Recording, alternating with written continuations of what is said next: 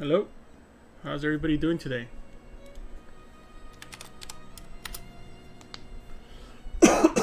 So we'll get started in a couple minutes. I just want to make sure everything is working.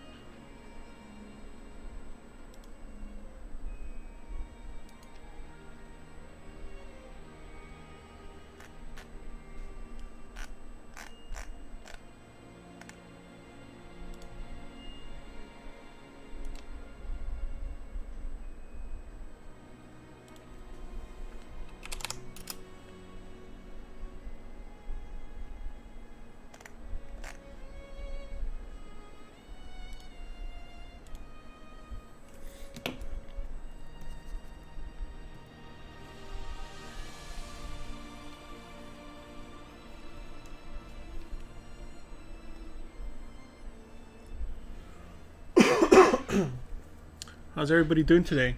Can you guys reply if you guys can hear me from whatever source of streaming you guys are checking me out in?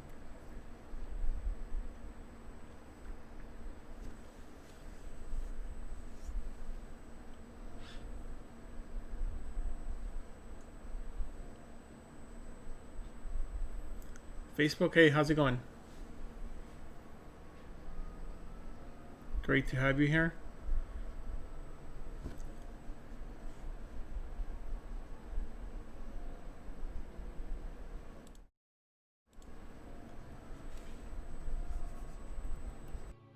How's it going? Facebook, YouTube.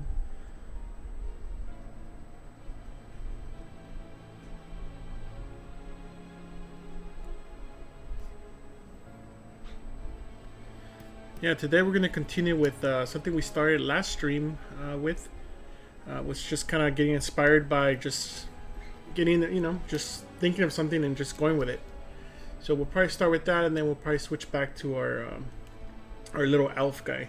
So here's I did a little test print of my little elf character just to see if all the forms are working, and it's always cool to see it in 3D, like an actual physical 3D form. So we'll be talking about that as well. Some things that I noticed that I can fix now in the print or in the model, but we'll talk about that a little more. All right, awesome. So YouTube is working pretty good, and how's the audio? Good. So I'll give you guys some links. So here's my website. If you guys want to check out some of that stuff, some of the stuff that I do. And it's also some of the collectibles that I sell, make here on the stream. ArtStation, if you guys want to check that out. My Gumroad, if you guys want to check out download my interface, that type of stuff, it's here.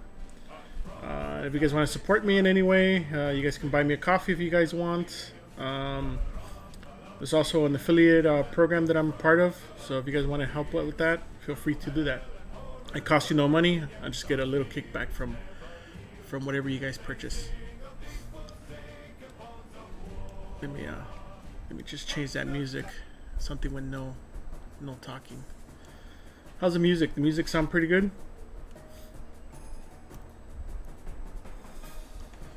Cool. Let me paste those links for you guys.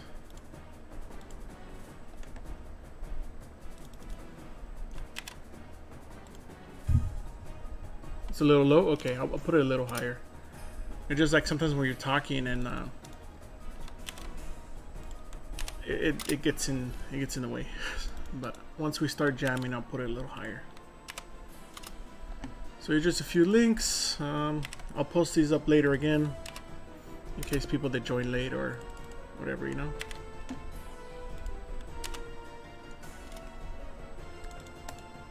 And my Gumroad.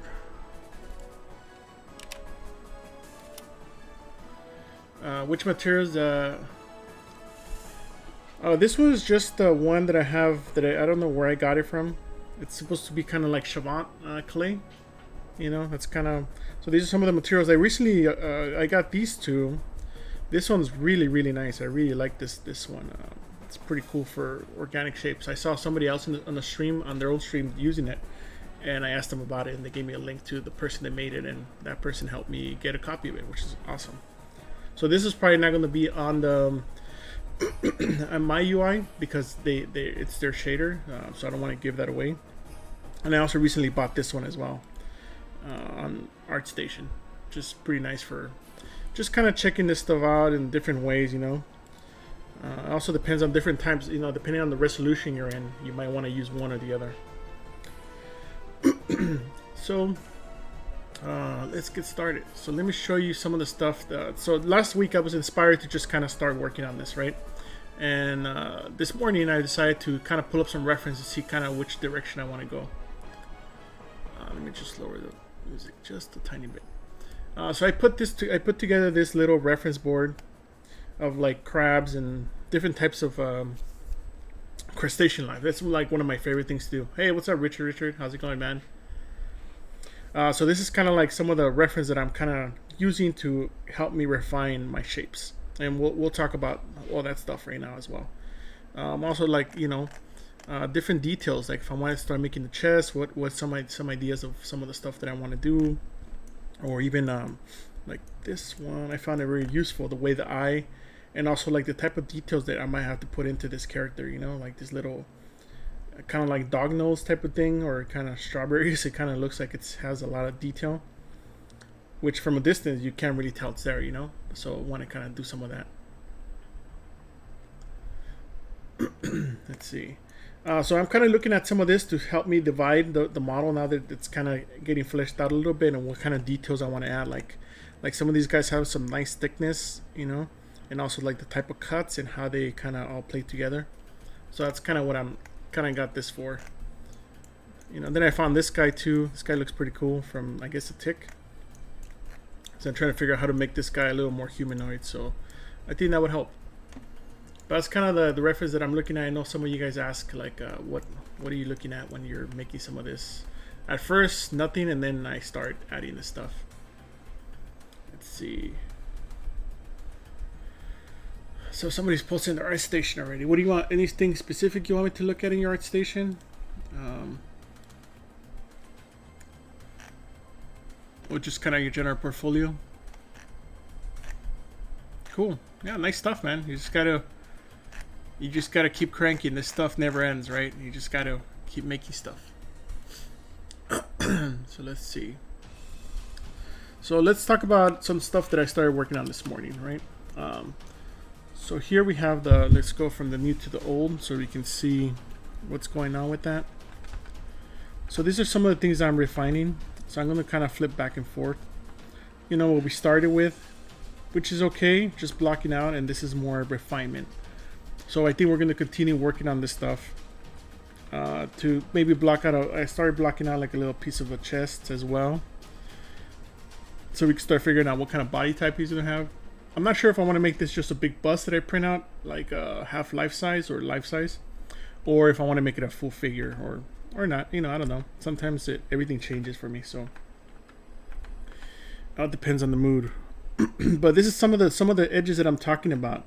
You know, like we had the large forms. Now I'm breaking those down and figuring out like how do we make those into secondary forms, and how do we add volumes. Like if you look at the chin part, it was pretty flat before, and now we're starting to add some volume. So there's a peak from a side profile. It was pretty flat, and now it's starting to get a little bit of a chin, so it breaks that profile. And if we start looking at this, you could start noticing those type of things, you know, like that's the whole point of using this thing, right? To kind of give you the silhouette. And you guys can see how just using those secondary forms start to kind of pop up. And that's kind of what I'm doing now, like from the different angles, you know. Like cheekbones, you see how now I'm introducing the cheekbones to be kind of popping up, so that they're kind of like, you see a little bit of the breakup on the silhouette. Hey, how's it going, Side Effects? Thanks for joining, everybody. But yeah, that type of stuff. So that's kind of the stuff we're going to be working on today. So hopefully it's exciting for you guys, and you guys learn something or follow along. I think you guys might want to try following along with your own model. That's cool too. If you guys want to share and want some feedback, I'm happy to help you guys with that as well. But yeah, we're going to continue on with this stuff. So let's carry on.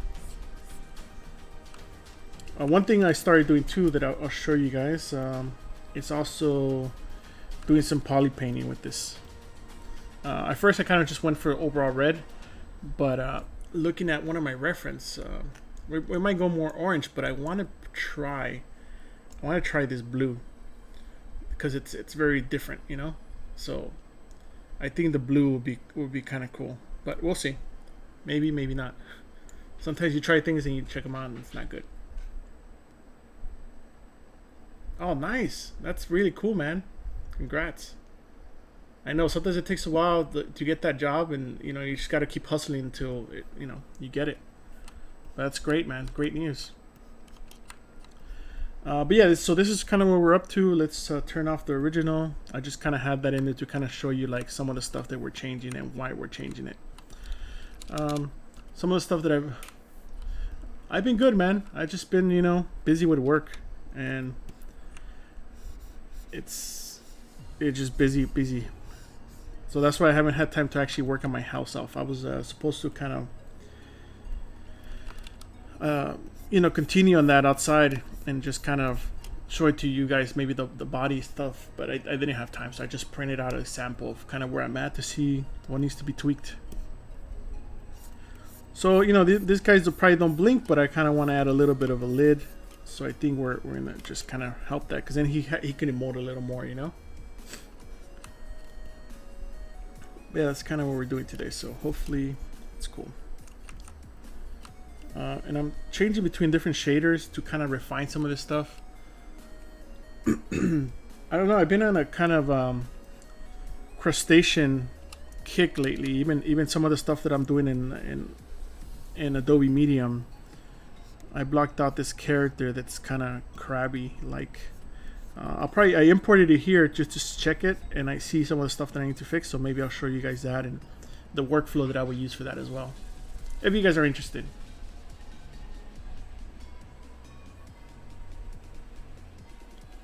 Yeah, for sure, man. Just send me a message.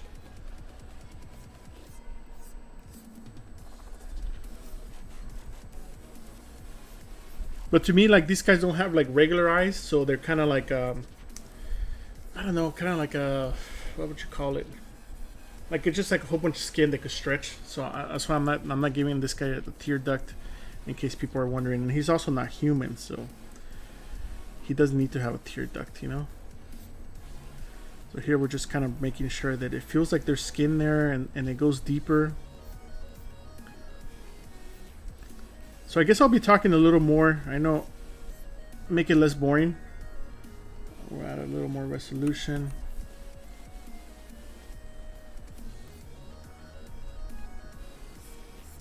Just to talk about more of the design process, because I know some of you guys are interested, and there's a big difference between design and modeling, and the different ways of doing VFX and all this type of stuff,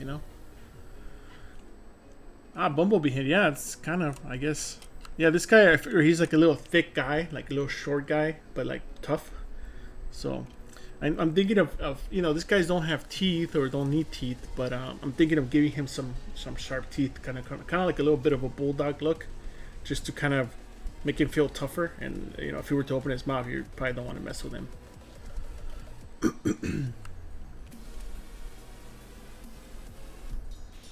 Where can you learn how to start? I would say just look at YouTube, man. Check out the Ask ZBrush, check out all the streams, and you'll learn. We all kind of started different ways, so it's good to check out different artists, because then you get to pick and choose what works for you.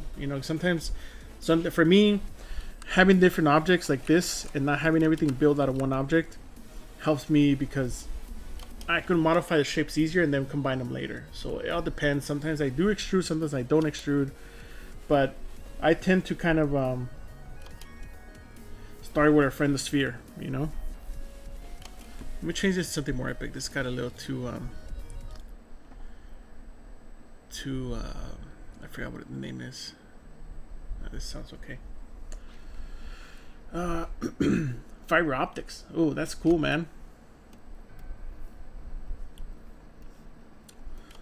I'll start with everything that I do always starts from a sphere. Make sure you always so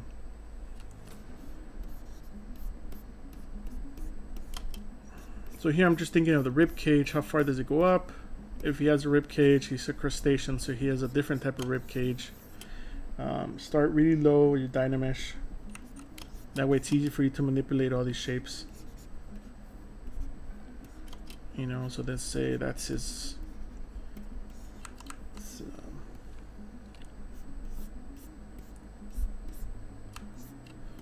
So one thing I also have that I guess I haven't shared before is also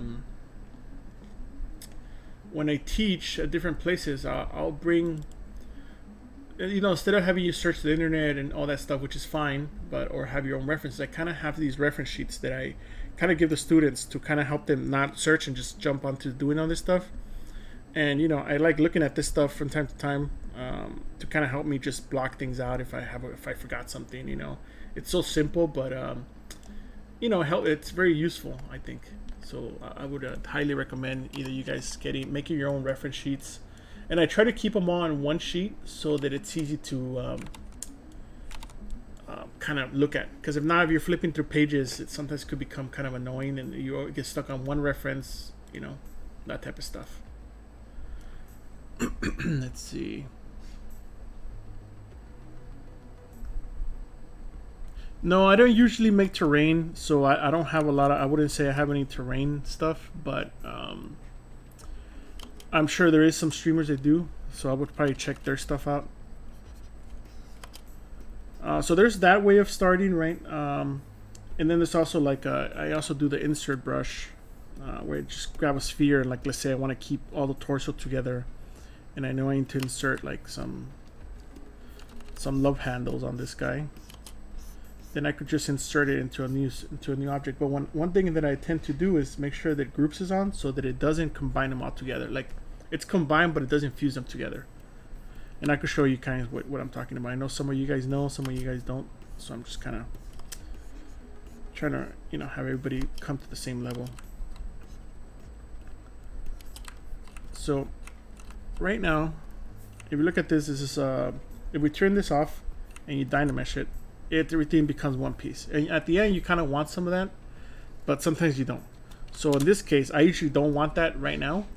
So what I'll do is turn on groups and then Dynamesh it, and you see now they're still separate objects. So I could remove them, move them around, you know, or do like a masking trick, mask this stuff up, and then mess with that or invert the masks, whatever, you know.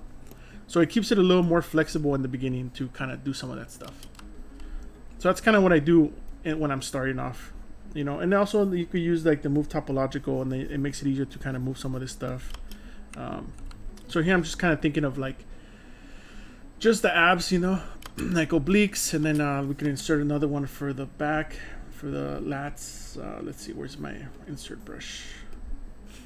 And insert another one. And you know, they all start simple, and the nice thing I like about this is that it masks everything else, so you can just work on that shape and, you know, kind of start messing with the lats. Why do I mess with the lats first? You may ask, is because that's the kind of silhouette you're going to see from the front, you know. And other stuff is being kind of, I would say, manhandled a bit, so it looks ugly sometimes, you know. And this kind of inserts into the armpit somewhere. So, but you see how we're starting to get that bulk and that silhouette. So now we can start seeing like where his waist starts, you know, like this goes to the back, and then this tucks underneath. So we can start seeing that relationship with what's going on here, you know. And then back here, there's like a few other things that we could insert, but we're gonna take it easy and kind of go slow. But yeah, what do you guys think so far? Like, it's a good pace for you guys. So let's go back to our move topological. And then sometimes if you want to like stretch the whole thing, then you can start doing some of this stuff too, you know.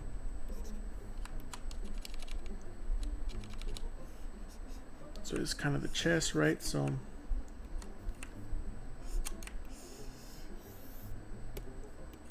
let's work on this chest cavity.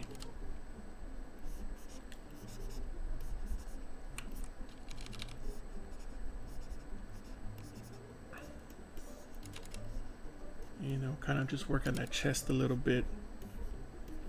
Give him a little volume. But yeah, we're kind of, see how we're kind of getting all that stuff blocked out. And I feel like this guy will be a little pudgy, maybe not the strongest of characters. But I really like the shader. Like I'm surprised I haven't. I didn't know about the shader sooner. But yeah, I saw some of my friends streaming with this, and it was. I'm like, oh, seems like a good one to try out. So I'm trying to establish that relationship where like it's not just a straight line. Like, you know, your chest comes out, your rib cage comes out a little bit. You kind of have a little bit of a, I guess underneath the rib cage is a little bit of cavity there. So I'm trying to introduce some of that stuff. You know, maybe he doesn't have a huge belly, but he has a little bit enough to kind of break that silhouette. And you can see it here. Like if it was flat, like, you know, it gives him a different character. Yeah, shortcuts. I'm not using that many shortcuts. It's, you know, so it's just Control, Alt, and Shift. That's all I'm really using in between. I used to have a little interface that was up here that kind of displayed that stuff, but it got kind of annoying, and I never got any feedback, so I just kind of removed it. But maybe in the future, we'll add it back up.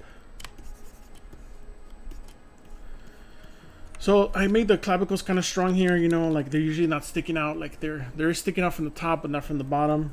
But right now, since we're blocking this stuff out, we just want to get a read on this, you know. So I'll change between different shaders and kind of see what's going on, you know. So here I'm gonna kind of start splitting some of this stuff, you know, kind of get the chest going. But if you have any questions, feel free to ask as we're going along. I feel like it needs to be a little wider, so we could start playing around with that.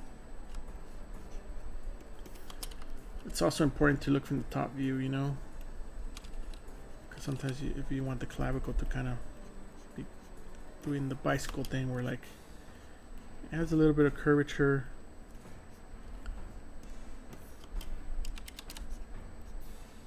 A little more spacing here. Give them a little more bulk. Cool. I'm glad the pacing is going fine.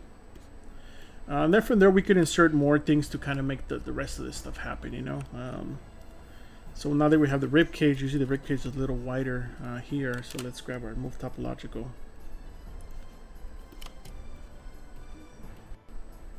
You know, and then get these guys a little out. It's probably a good time to save. Sometimes we all forget to save, so sometimes it's good to save often. But yeah, we'll continue with the head right now. Just kind of wanted to give you guys a little bit of an insight. I know some of you guys are starting off, so like seeing some of this stuff in action kind of helps. I know it helped me a lot when I used to see other artists kind of work and see kind of what they do and how they do it, you know. Kind of gives you a little bit of a, sometimes it gives you a little bit of perspective that sometimes some of the stuff is not that hard. And it's really not. It just, the more you do it, the easier it gets, you know. So here I'm just thinking like, you know, underwear. Everybody wears underwear, so you kind of,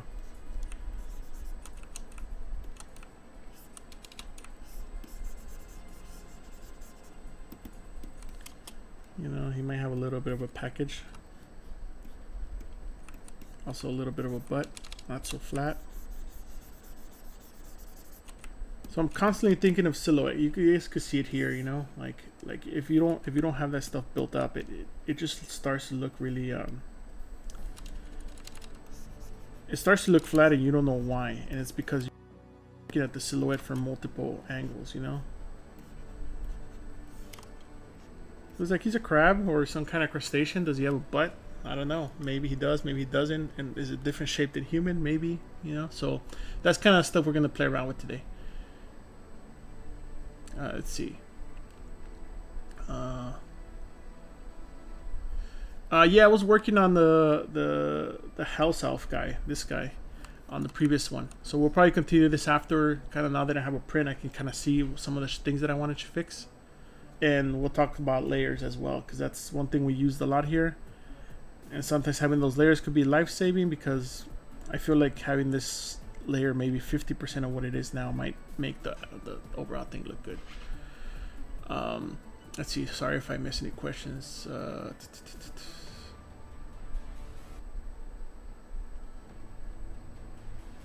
Yeah, so we'll continue with this guy, so there's no questions. Yeah, I made this one from scratch in the last episode. We just kind of made it from a sphere, and I just left it after 20 minutes. But I continued to work on it a little bit.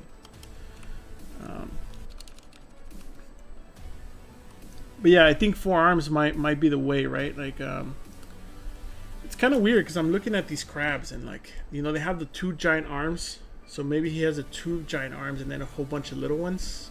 Could be kind of cool. So we'll see. But right now we're just kind of playing around with the ideas of what this stuff might look like. Might look awesome, might not look awesome. Go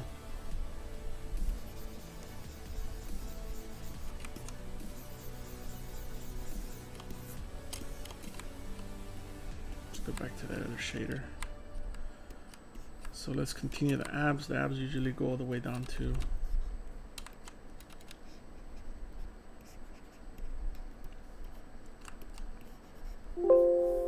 oh, look at that. That was awesome. But yes, it happens. Crashes do happen. And that's why we saved. No big deal. Save often. You lose 5 minutes. No big deal.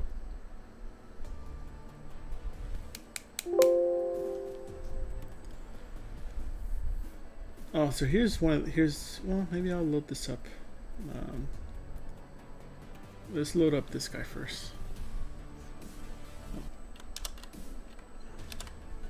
That wasn't the guy.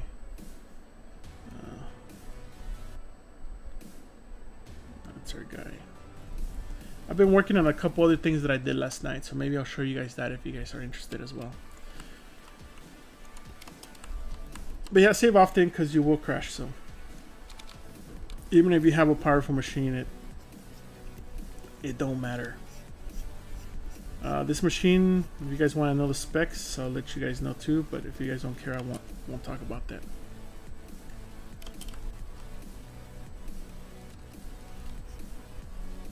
So let's make these the back muscles. Let's see. Which programs do I use? Well, right now mostly ZBrush, but I use Maya, Substance Painter, Mari, Photoshop. What else? Yeah, anything that you need to use to create stuff in 3D. I do a little bit of Unreal, but not as much as I guess I would like to.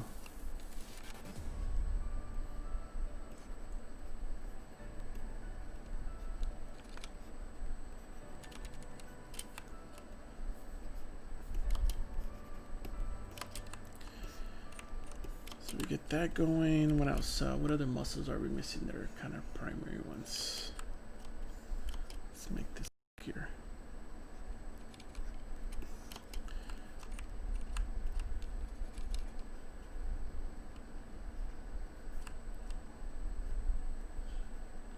Trying to give him some big lats, some big machine specs. So this is a dual Xeon 3.2 with 256 gigs of RAM and SSDs and all that stuff. It's nothing too crazy, I would say. But you know, all this stuff is doable as long as you like. Even if you have a laptop that's like super low end, like 16 gigs of RAM, you just have to split stuff into different objects, kind of like what I'm doing. But let's see. Let's continue the face now that we have a decent block out on the body. So this part, I was kind of like, I wasn't sure if I want the eyes to kind of stick out. Oh, what's this? Let me see what somebody posted on the thread.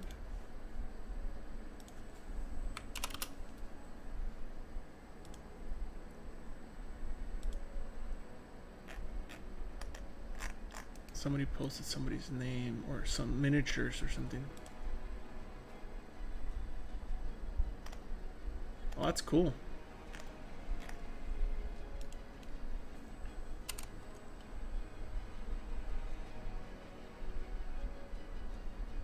Haha, I wish, man. Grassetti's a beast.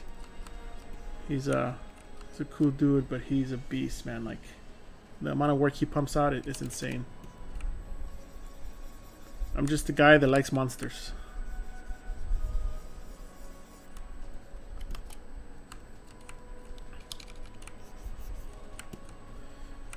So this, I was thinking of making the eyes pop out more.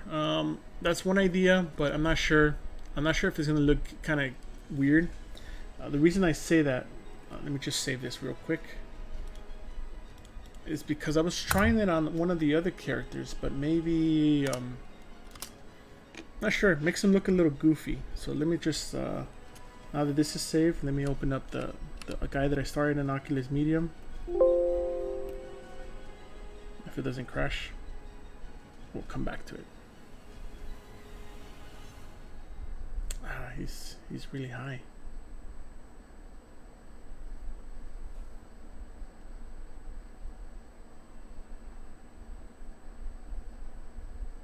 I don't think that's the right character. That's right. I have so many projects that I'm working on that sometimes I forget. I feel like this thumbnail is not the correct thumbnail for this guy, but we'll see. Let's give it a minute.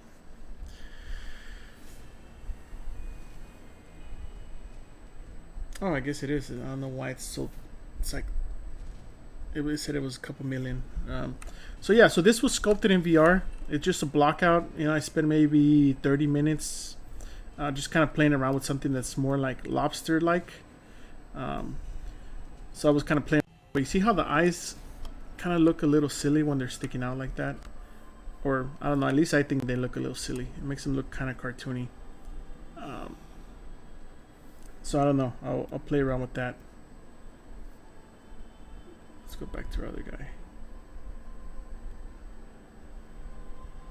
Yeah, this loaded another project that we're working on. This is another project that I still need to wrap up as well, that we started here on the stream, that I haven't wrapped up yet.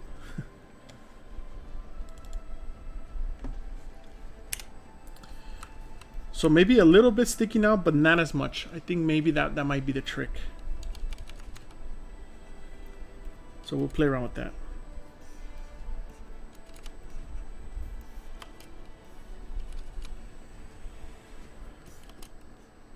And one thing I like about the eyes, which I'm not sure if I should do in paint or if I should sculpt it, but I'm thinking I might just sculpt it because it might read better, is the way the eyes are shaped.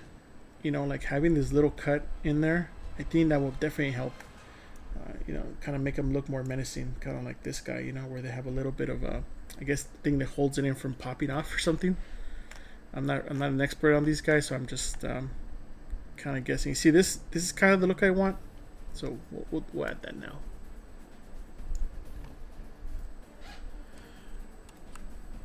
Yeah, I try not to think about time, you know, sometimes when I'm doing this stuff, because it's sometimes you're inspired and you get to, you know, you get to do a lot of this stuff quickly, and sometimes ideas are not coming in as quickly as they should be. So yeah, and sometimes it's just the time that I have. Sometimes I don't have a lot of time because I have kids and I have other things. I have a job, you know. So you see, like, even this stuff, right? Like, even if you mask it, like, I think it adds something to it. And if we don't like it, we can always erase it too, so it's not a big deal. But yeah, I want to introduce you guys to more workflows where, like, you bring stuff from Oculus Medium or Adobe Medium, and like the iPad one we did with the House Elf, you know, it was just a sketch. That's kind of what I want to introduce you guys to, so that you guys could do more things. So in this case, it looks like it's the reverse. Like, we're gonna have to, yeah, we're gonna have to inflate that stuff out a little bit.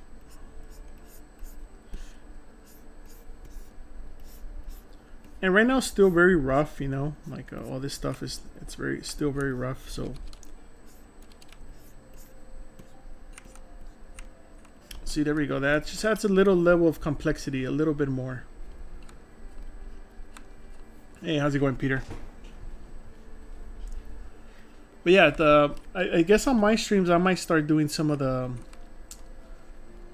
medium stuff. If you guys are interested, you know, I've been testing stuff out. I'm kind of trying to play around with some green screen stuff. So once we get that all figured out, we'll be streaming there. Let's see what else. Let's look at the mouth. So let's see. Let's break this guy up a little bit. I think the music's pretty good today.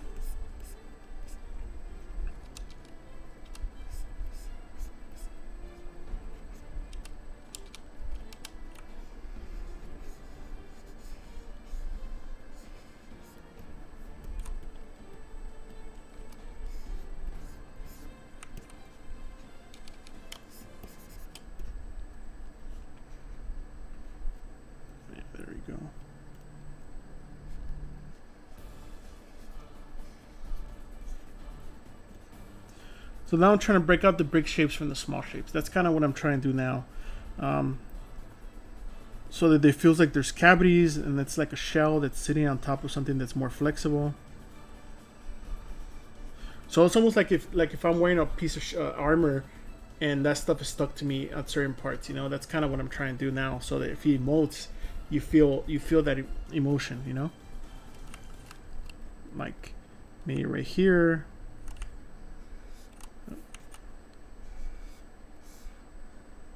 This another piece of shell that's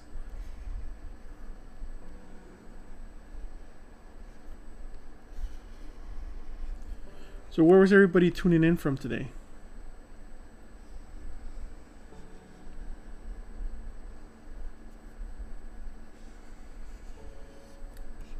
So now it's more about secondary forms. Some secondary forms, still some primary forms. Oh, thanks, man. Brazil, nice, nice.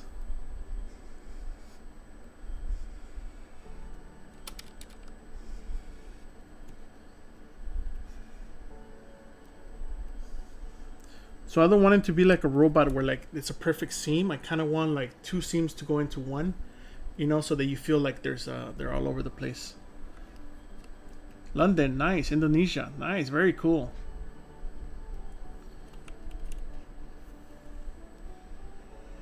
Anybody from California? Only reason I'm asking is because, man, it's been hot. It's been super hot. Like, too bad it's such a long weekend to have a heat like this. Not that we can't really go anywhere, maybe the beach or something, but you really got to stay indoors. So you see, now we're breaking this stuff up, but we still have the big shapes. So it's always like a combination of that stuff.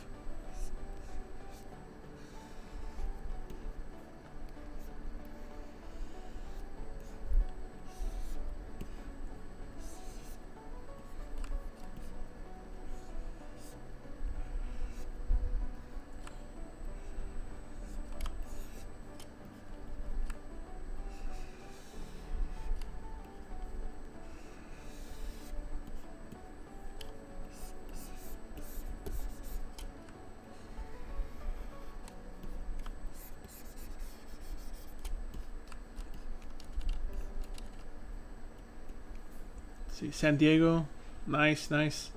North Carolina, Tennessee, very cool. Thanks, guys. I really appreciate you guys tuning in. I love doing this stuff, and well, now there's just no real conventions. It's been tough, right, to kind of get motivated to push to do this stuff. But doing this in the stream really helps me because it shows the process to you guys. It helps me keep going. So it's a win-win, you know. And I get to talk to some of you guys and just kind of do some fun stuff together. Italy, nice.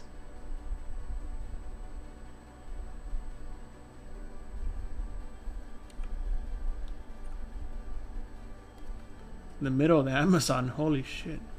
That's amazing, man. This is so cool that you guys are tuning in from, you know, from all over the place.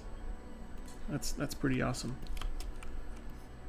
So one thing we were doing too, or I was doing, is doing some test renders. So let's update that guy. Let's update our ZBrush file. Hopefully it takes it. If not, not a big deal. Send it off to Keyshot. I have an echo. Oh. What about now? Is this better? No echo. Okay, maybe it's your speakers.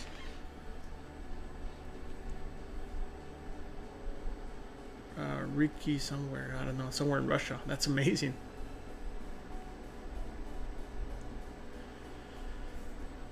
Can you learn ZBrush in 1 month, 18 hour days? Yes, you could definitely learn it, but it depends. What do you want to do? What kind of quality work? What kind of stuff do you want to do? If it's hard surface, organic, more technical stuff, they all have different kind of pathways, you know. So it's possible, but it takes some time to kind of get all this stuff in your head, you know. Let's see. Let's check out Keyshot. Nope. Let's see what this is looking like. Let's change the shader. So I usually do this in ZBrush or in Maya, or or here in KeyShot. They're all the same. Kind of do test renders of where I'm at. I think most of you guys probably already know that, but I tend to do that pretty early on just to see if things are looking the way I kind of want them to look. So I have the right silhouette. Is it catching the right light? Do I need to put more highlights? Do I need to take away stuff? Is it getting too noisy? I think that's one thing, right? I think a lot of people add so much detail that all this stuff becomes noise, and it's really hard to like really kind of make this stuff look good. Yeah, I used to work in film. Now I work in tech, so a lot of this stuff is stuff that I kind of used to do in film, and I still do in tech as well. Let's see. Oh, nice. Formula One. Yeah, this guy could have one giant arm, one small one, so maybe that could balance him out. He could be kind of a pirate type of thing or some weird thing. Crab people. Yeah, I love crab people. Let's see. How to learn the tools? You just got to make the mistakes. You just got to jump in here like we're doing now and try a few things. And sometimes you fail, sometimes you succeed, but you learn from every battle, I guess that's the way I look at it. Like sometimes I make some stuff that looks great, and sometimes I don't, and just nobody ever sees it.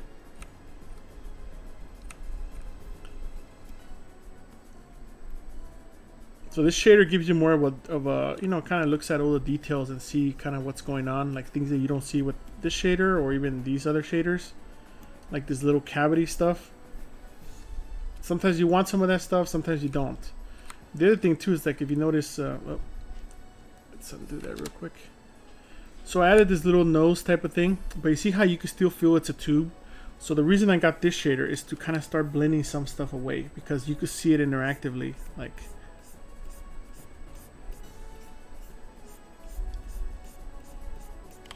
you kind of smooth it away. You see how now you don't feel the tube anymore? And those are things you kind of want to look at with this stuff, right? Like not feel the like, oh, this used to be, like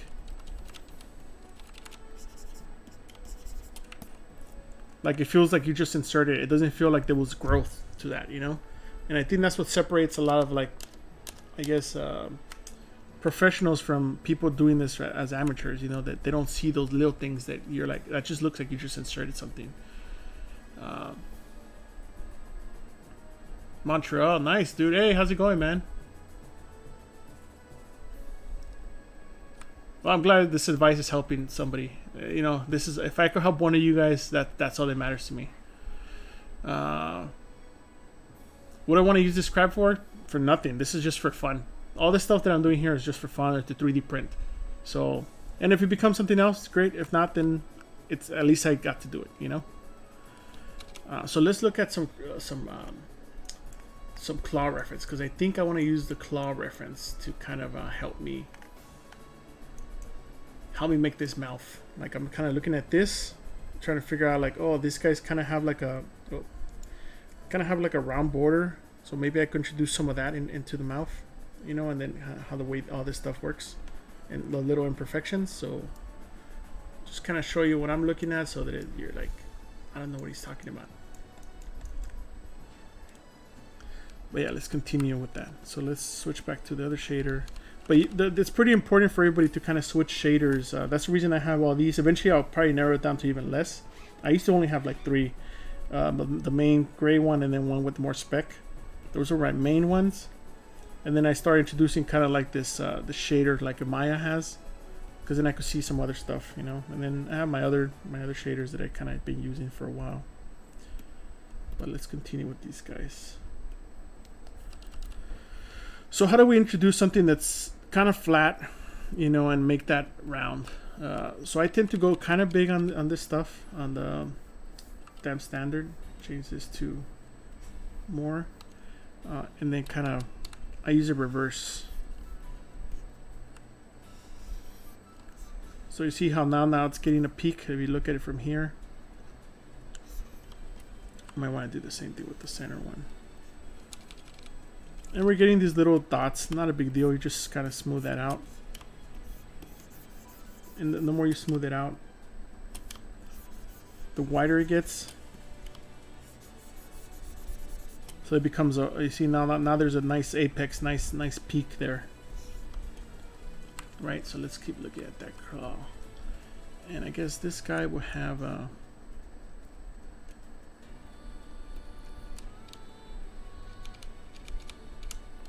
let's see, and then if your brush doesn't get any smaller,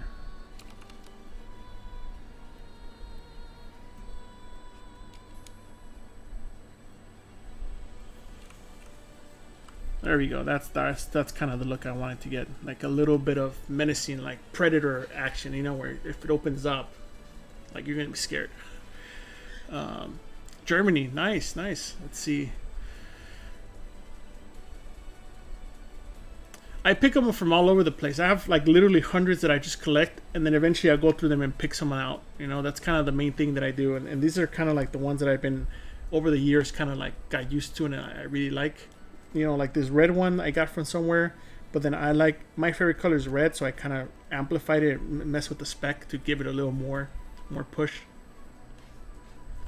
Let's see. Nice. Yeah, I know we're all kind of in the same mindset, right? Once you think of crabs, like we kind of maybe all come up with similar things. Awesome, man. Thanks for tuning in. Appreciate it.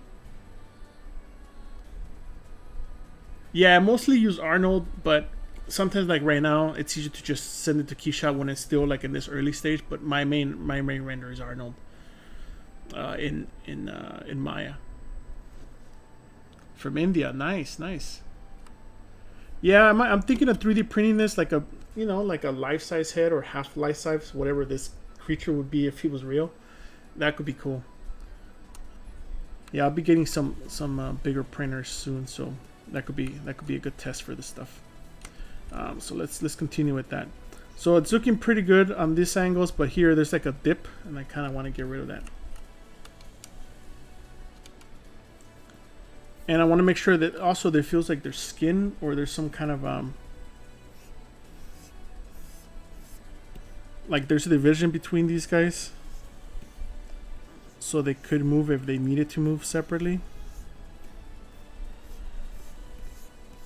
And that's where all this refining kind of comes in. Even this guy, right? He seems like it's like the chin, but it could really open down, I guess. It all depends. The marble shader, which one? This guy? Is that the one you're talking about? Yeah, I like that one too. It's cool. I just started using these two shaders, or these three shaders in the last week or so. And they both have kind of, one's lighter, one's darker, but this one's great too. I'm digging this one for the last like.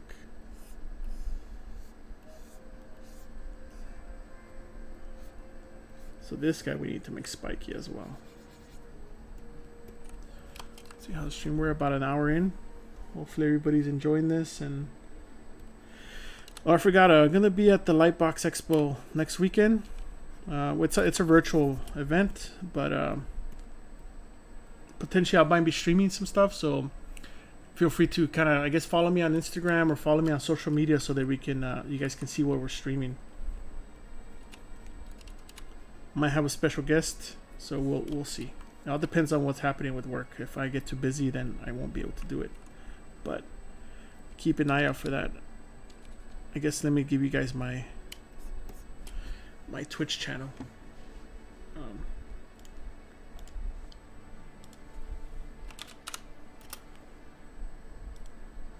Let's see.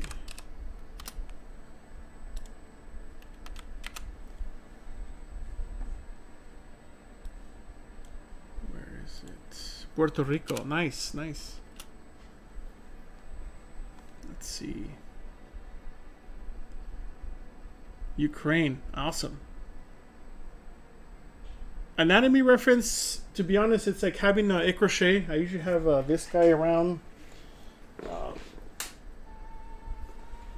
I have this guy This guy's pretty good for a 3D reference, but to be honest, there's a lot of like the 3D Scan Store has a lot of good stuff. I use their stuff all the time, and it's in 3D. You can bring it next to your model and be like, oh, I see the differences with all this stuff. But that's probably a good one. But you know, nothing beats a real person. So if you can find a real like a scan of a real person, that's probably the best. I would suggest.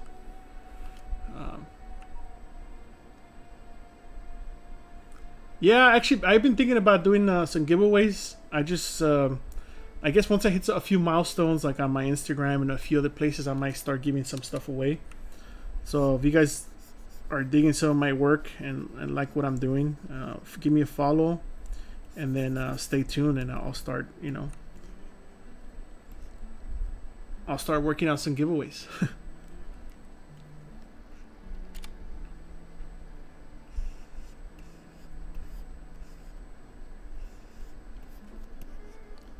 So I kind of want to break that profile here a little bit. But I also want to make sure he's not going to bite himself with his own spiky stuff, So that's kind of what I'm doing here. Just giving that a little bit of secondary volume. Then. So I also have this smooth that's too strong, so maybe turn that down a little bit. So you guys ZBrushing during this long weekend? Anybody doing any cool projects?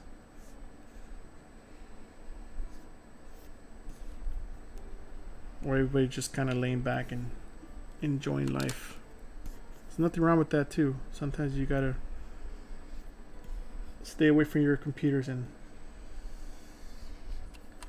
have fun. Yeah, we might do some texture stuff.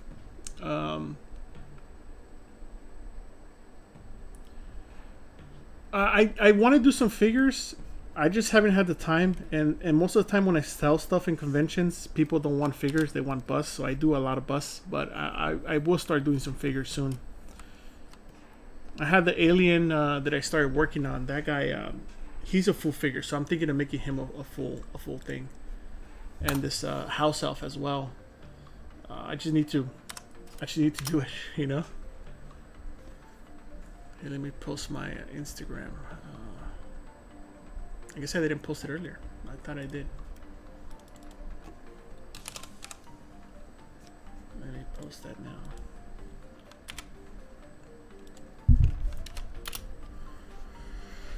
Let's see.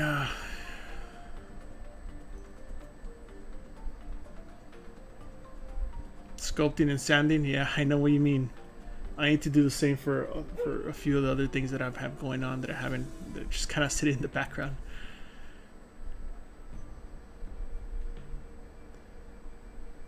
Yeah, I have people tell me to switch to Blender, try Mudbox, or try whatever other applications. I have tried them. I tried everything, so I use and pick and choose what I need for the right occasion, So I think that's the way I approach it. I'm actually trying to learn Blender now. I just haven't put too much time into it because it's either hang out with my kids or learn Blender. So I think my kids always tend to win. But I have started looking into it. Oh.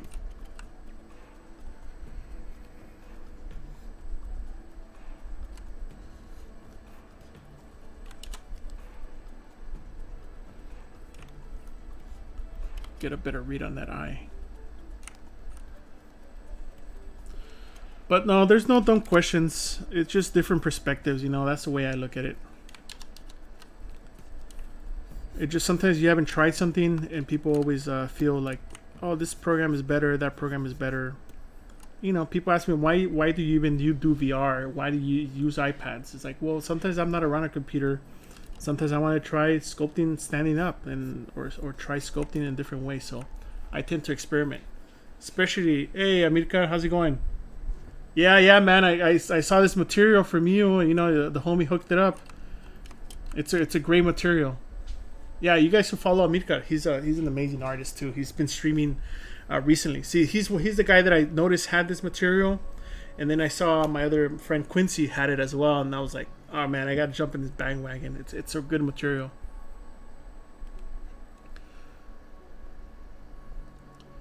Yeah, I say use whatever you need to use. You know, if you need to use Blender because you can't afford Maya, use it. And if you can make it work, then even better. You know, then you don't have to pay for anything. It's free, and if you get free updates, and it seems like it's pretty amazing. You know, or even people are using a lot of what is it called? Marvelous Designer, but now ZBrush has all this stuff that you could do that too, you know. But of course, each program has its limitations, so you should always look at that for whatever industry you're working on, you know. So let's continue with this guy. Or is there any more questions?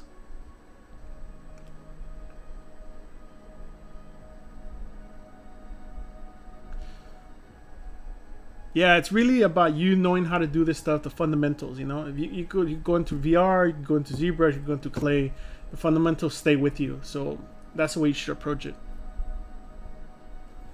Oh, thanks, man. Yeah, we started this last stream, so we're kind of playing around with it, and this material really helps to see a lot of the mistakes that I have that, you know.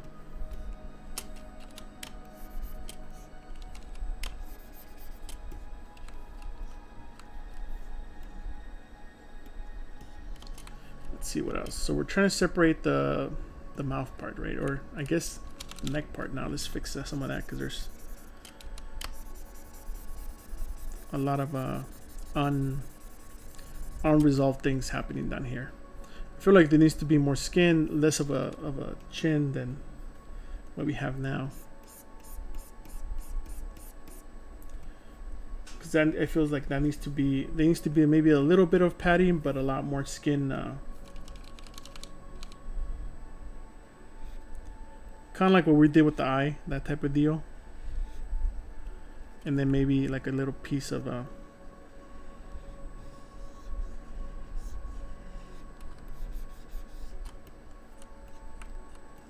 little piece of crab meat.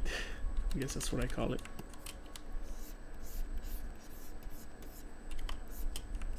So that way it breaks that silhouette. It's not a perfectly straight thing.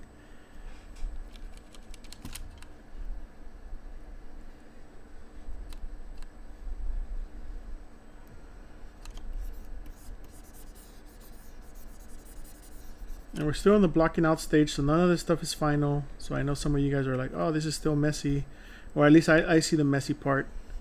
But I will clean it up based on how much we're actually seeing of this stuff. See, because now it feels like that could actually tuck in and move it around. Like it could slide in and out. That's kind of the feeling I'm trying to get out of it.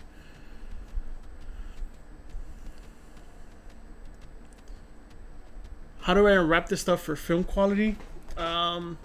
It's actually not a nightmare. It's actually pretty easy, especially if you start separating this stuff by islands. You could definitely kind of separate all the hard surface parts kind of separately, easily. Kind of like if you make an edge loop that goes all the way nice around this stuff.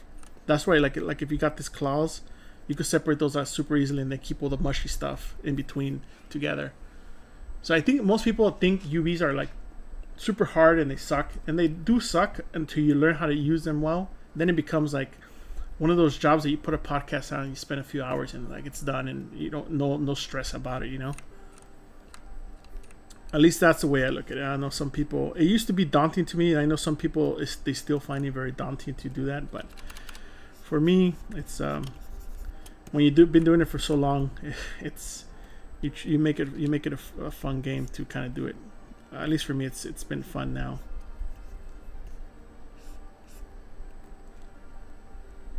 Maybe a little bit more soft areas underneath this. Just to kind of break the shapes, you know. You want to have the big shapes and then the small details. You don't want to make everything detailed, like I was talking to you guys earlier. Let's see. Hey, Hugo from Chile. Nice. Yeah, right now I'm just kind of keeping it Dynamesh, you know. It's a little high for my tastes, but we're starting to get to the part where like I'm refining some of these things, so it's okay, and then I'll ZRemesh it afterwards, you know. And even at right now, I should Dynamesh it to get everything a little more even.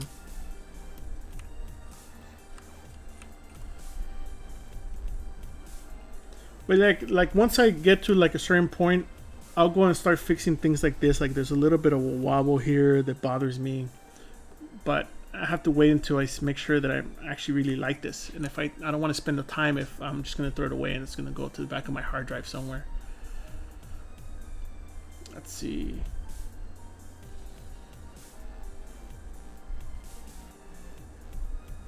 I mostly make all my UVs in Maya, but you know, I would Z-remesh this first and then UV it on the base level and then project all the detail back on. Let me save it and then maybe we could go through that real quick. But yeah, most of my stuff I UV in Maya, but if it's a concept, I might just do it here. It's not a big deal. So let's do the head, right? Let's duplicate it and let's compare. So it looks like that. Let's go to Z-remesh.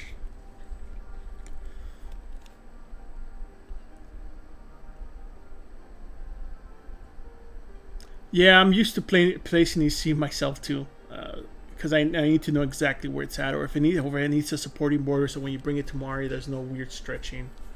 I prefer that, but you know, if it's production, if it's not production, then you can do whatever you want.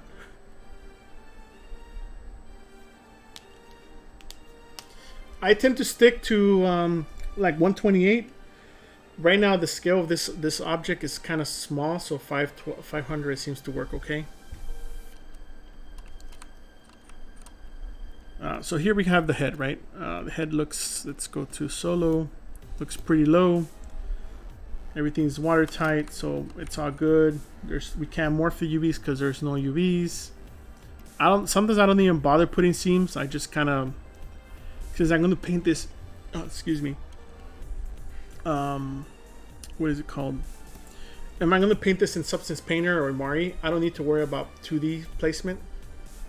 So I just paint 3D. I just need to make sure that everything's the same scale for the pixel density. Oh, texel density, my bad.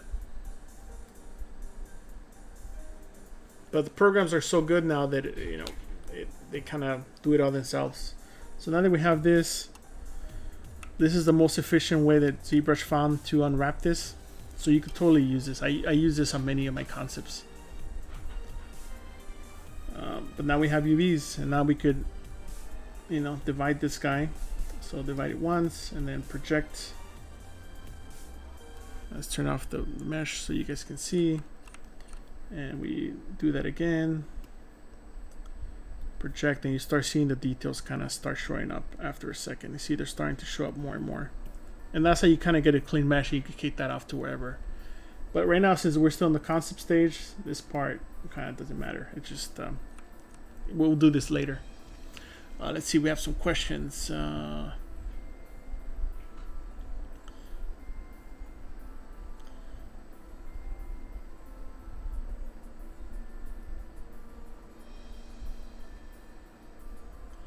often do I actually don't use material IDs much. I've been wanting to do that and painting them in ZBrush, but I haven't. I should. I just, when I'm painting, it's so much easier for me to just paint the mask real quick and that's it, you know. But it might be even faster if I just kind of pre-paint the mask. I know what you mean.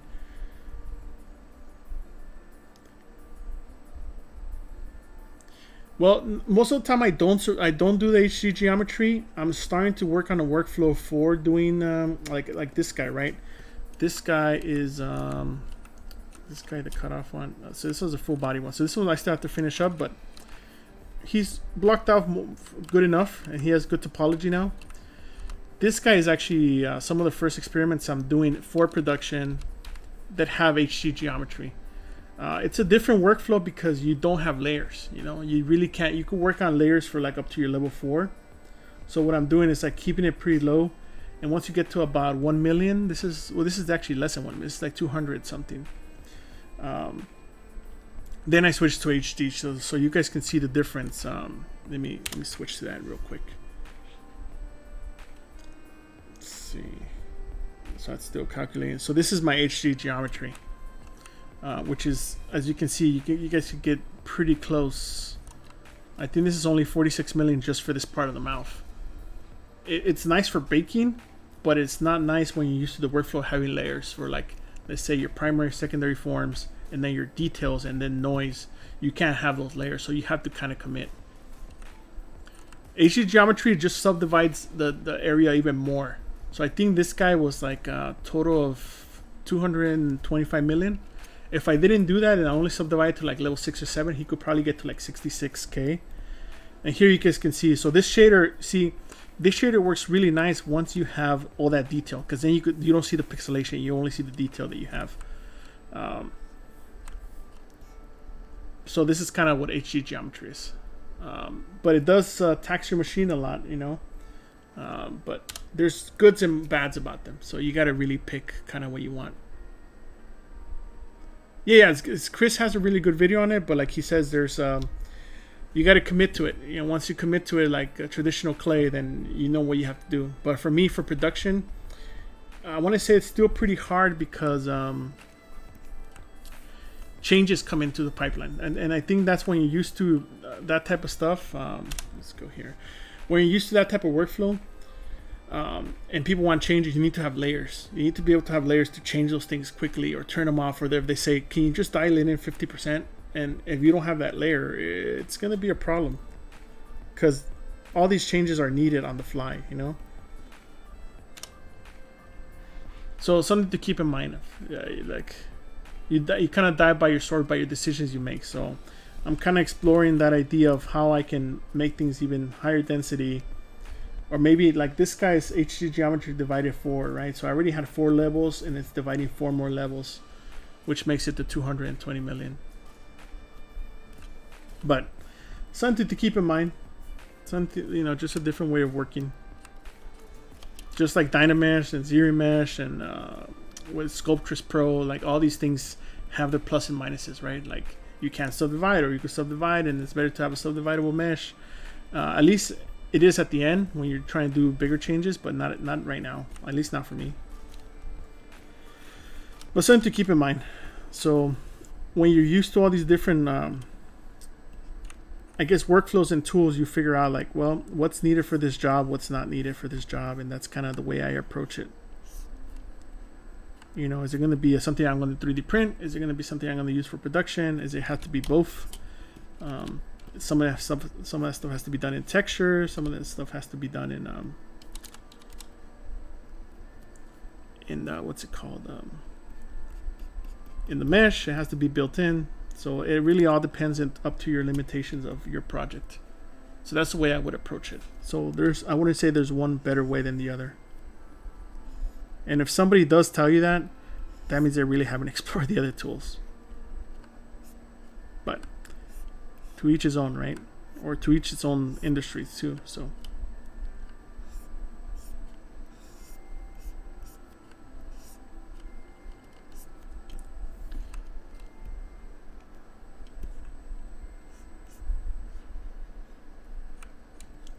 let's see what else.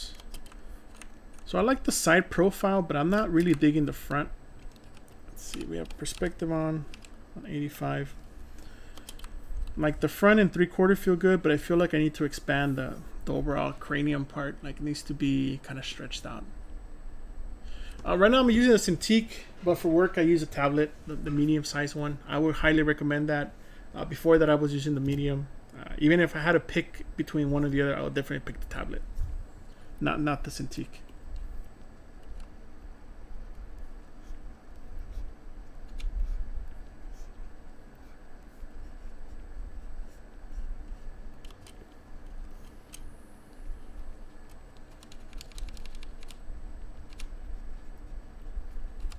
So I like this shape that's going down on top of the head. It feels kind of like what is it called? It's like a crab type of thing, but I don't remember what it's called. Because I want to make sure it reads from different angles correctly, you know? It's not a manta ray, something like that, but horseshoe crab. So I like the shape. That's what it is. So I'm constantly spinning this stuff, making sure, you know, there's like a nice read. Like this guy's his cheek part, right? Looks good from the front. Looks good from the side, but from the bottom, it feels pretty flat. I feel like it needs to have like a peak. So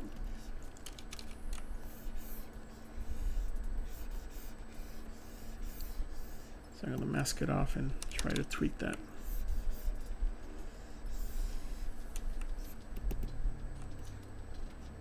just to give it a little bit of a peak. It could be in the back, kind of like the stronger jaw muscles. No, I almost never use spotlight. Probably should. The thing that I use the most is see-through, actually. And I started using Ryan's Tools, and Ryan's Tools has the thing where it imports a plane in. I just started using that. That's kind of cool.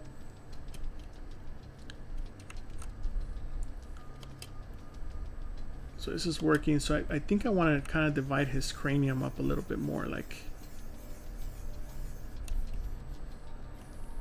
kind of give him a little bit of a bulbous back of his head, you know, just so it doesn't feel like he's a dumb character. Like he kind of is dumb, but not that dumb. At least that's the idea. So hopefully this stuff is helping you guys and seeing how some of this stuff works and decisions we're making. And sometimes they work out pretty well, sometimes they don't.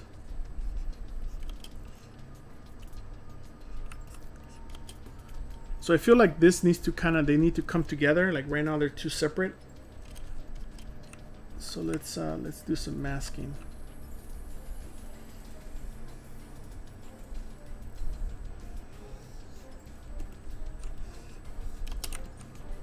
So I want it to feel like there's this squishy stuff here, and then it kind of blends in so it can accordion if he needs to breathe, or, well, whatever. He doesn't breathe, I guess he's underwater, but if he needs to puff up and get pissed off or something, you know? And it also makes it less linear, you know, like less like you just have two objects that you put next to each other. Let's see, any questions? I hardly use Sculptus Pro. I want to use it more and more, but I mostly use it for when I'm cleaning up scans. That's mostly the time I use it. Mostly the Wacom medium, the latest one. Why? Because the screen gets hot. I have the 24H, the 4K one. It's okay, but sometimes you have to be a certain way to be sitting here. I like to look at the bigger screen or the dual screen that I have and then kind of sit back. That's another way. That's another reason. Let's see. Yeah, don't use spotlight. Yeah, it could be a cool biker helmet too, right?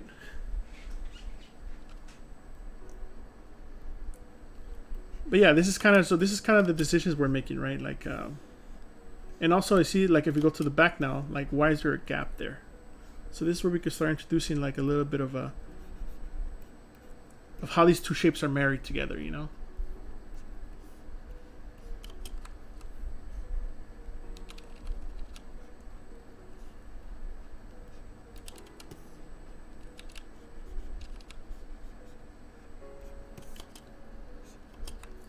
So it's a good time to save.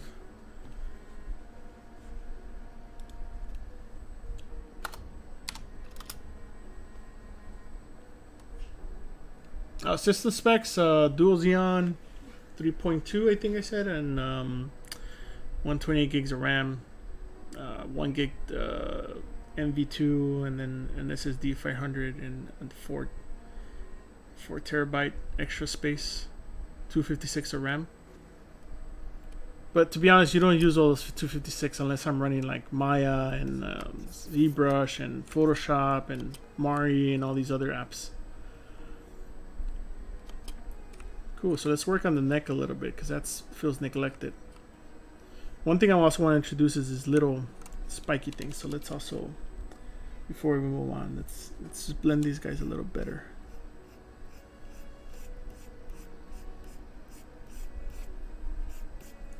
So what do I mean by blending them better? So what I did right now is that you could very see how linear they were. You know, they were following that line, and they were, but I want to feel like their growth, right? So like one thing I did was kind of fill the gap, so that if you look at them from the side view, they don't feel like there's just a line that was extruded. Like they're blending in, you know. And those are the type of things that I'm always looking at. Let's see. Update your BIOS and set RAM recommendation. Yeah, that's all set. Yeah, I'm always updating BIOS, operating system, apps, everything, firmwares, and all that stuff. Oh, gracias. Thanks, man. Thanks, Alfie.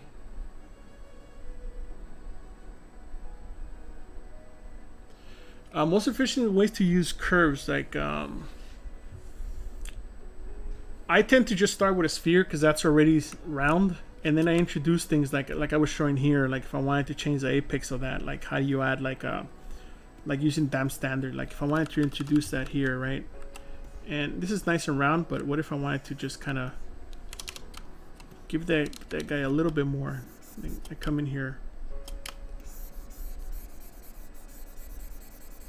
and then blur that, you know, because it was a peak, it was a huge peak, and now I'm kind of blending that in to the next shape, you know. Or I'll mask it with the pen mask and then move it. But I tend to move everything between 8 and 12, so then when you're moving stuff and are also moving stuff in a large, with a large brush, that tends to not keep it from looking wobbly, you know.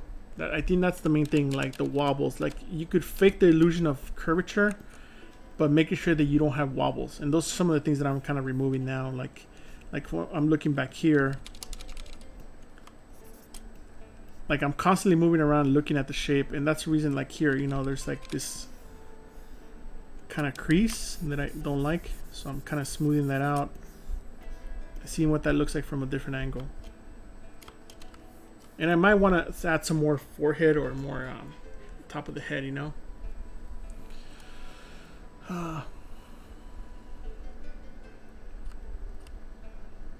Yeah, the music is pretty good, right? It helps me kind of feel motivated to keep going. So let's see. So let's put some more links up for people that join in late.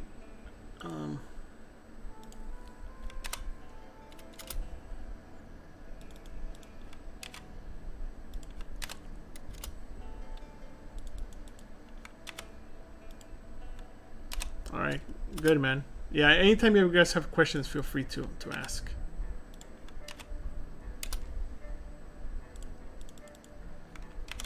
So I'm also posting my affiliate program with Matter Hackers in case you guys buy anything from them. Feel free to use that. Put my Gumroad, should be all good. So where we're fixing, I forgot.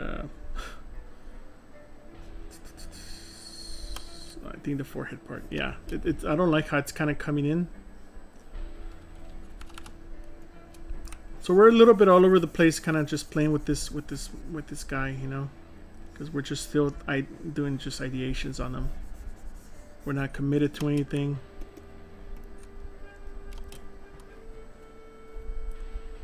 One tool that I started using too is a move depth. I like that because it moves the whole thing, not just like the peak points that you have.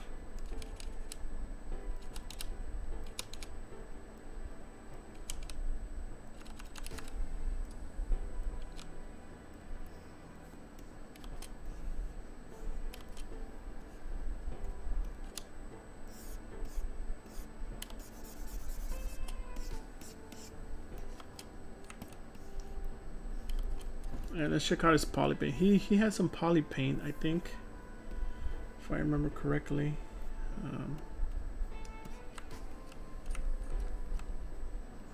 Maybe he did, maybe he didn't. If not, we could just do it again.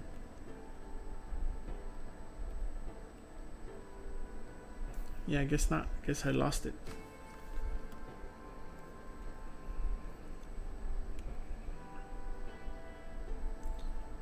But even going between these two, right? This is like an older one, like the one we did the Z projection on.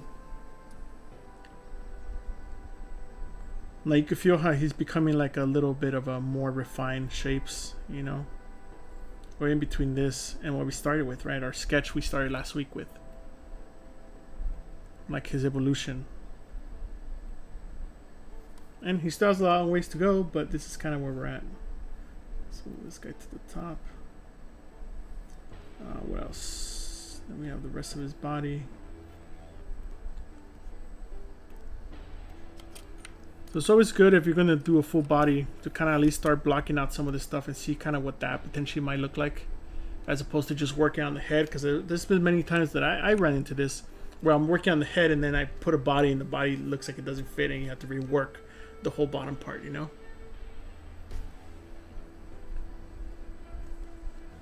Oh, Michael Black Art Station. Let's see. Let's check it out.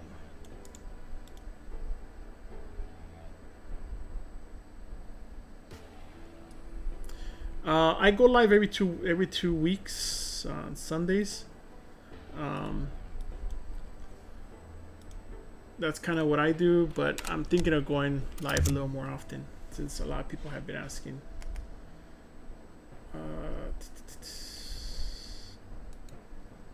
There's a lot of Michael Black, so it's kind of hard to find the one you guys are talking about. Let's see if I can find him. Yeah, if you guys have a link, feel free to send me the link.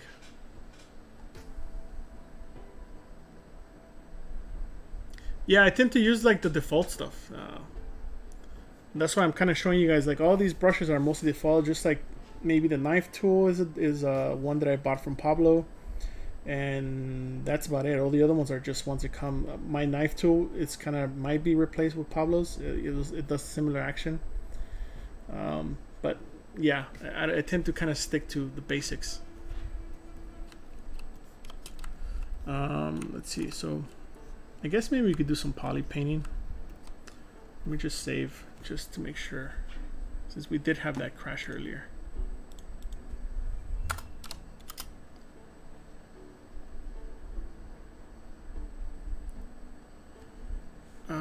Let's see. No, I have not seen.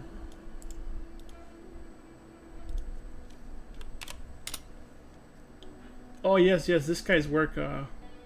Rodion, yeah, he has some really nice work. I like his latest like Gun Goblin guy. It looks really cool. So I'll tend to clean this stuff more once we Z-remesh it. I'll tend to clean it up to kind of get rid of wobbles or unnecessary things that I've kind of like had. Because if I were to clean it up now, it's pretty dense, right? Like this is not easy.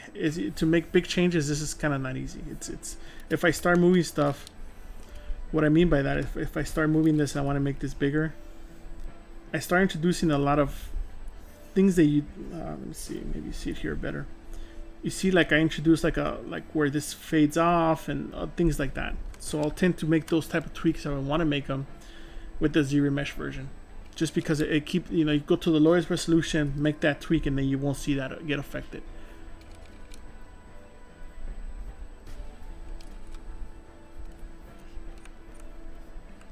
And I constantly keep tweaking things. Like I just keep noticing things that I want to, like making this guy a little more round to feel like there's something that's holding it.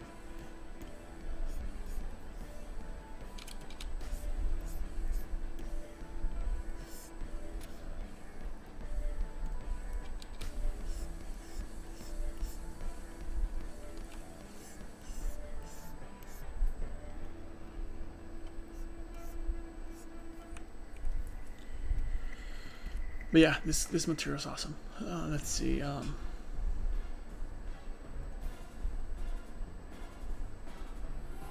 Yeah, once you Z-remesh it, then you could subdivide it and go up and down. Right now, I'm just kind of stuck with this level. And if I were to decrease it, then you start losing the little details. So, kind of don't want to do that yet. Oh, thanks. Yeah, I feel like this adds a lot. This little, whatever that is holding the eye in or whatever. I think that helps a lot. We were moving down to the neck, we just never did. So let's continue that. But I like the questions, so keep them coming. If you have more questions, keep them coming for sure.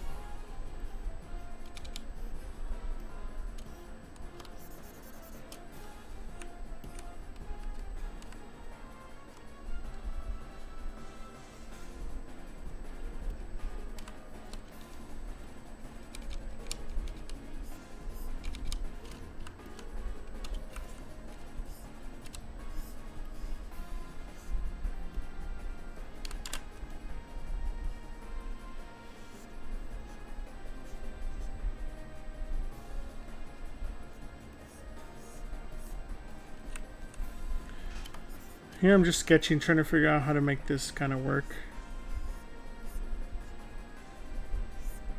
And it's one of those areas that he might have more of that skin, but there has to be some like, I guess these are his weak points, right? You want to kill this guy, you need to stab him like somewhere between the plates to kind of really kill him.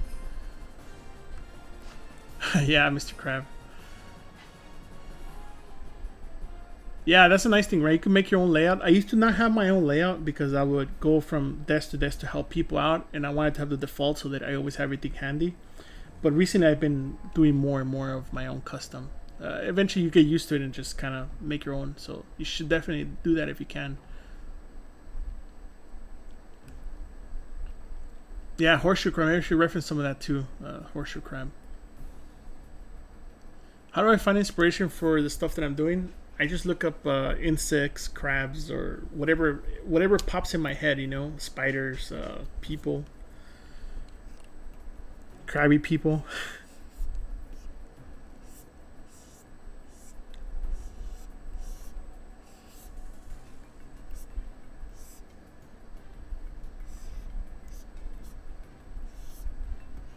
So here I eventually will sculpt this to look more organic, but kind of sketching that stuff up. So here I feel like he needs to have another plate.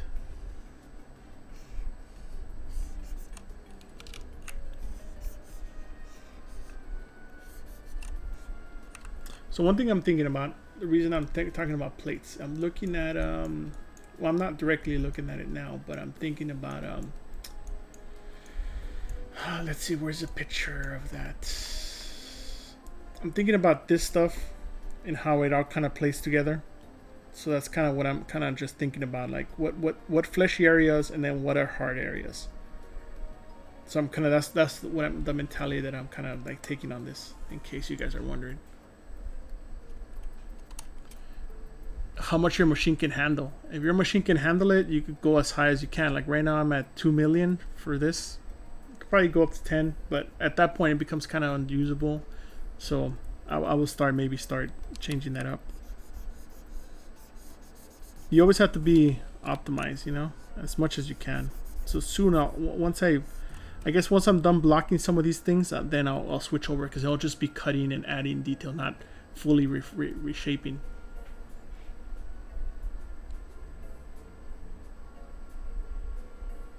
Yeah, you can go crazy with the subdivisions. Also, I guess keep in mind how much are you going to spend time rendering, that type of stuff. You know, if you're going to take it to real time, like what level does it have to be for the silhouette to be there, and then you put a normal map on it. You have to think about, I guess, your final outcome.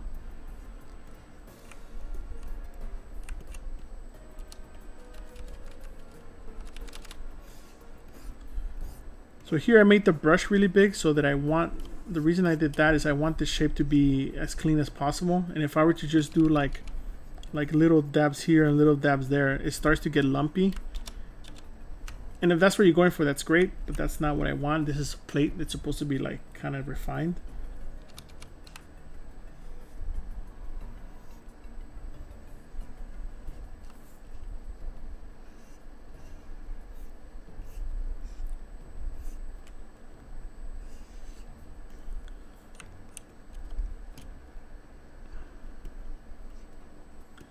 You know, get rid of all this lumpy stuff here.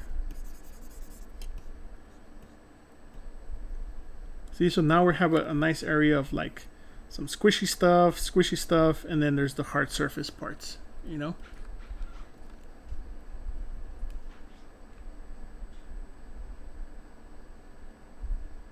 Yeah, I think we all struggle, man. Like, I struggle with commitment because I start a lot of projects. Sometimes they go nowhere.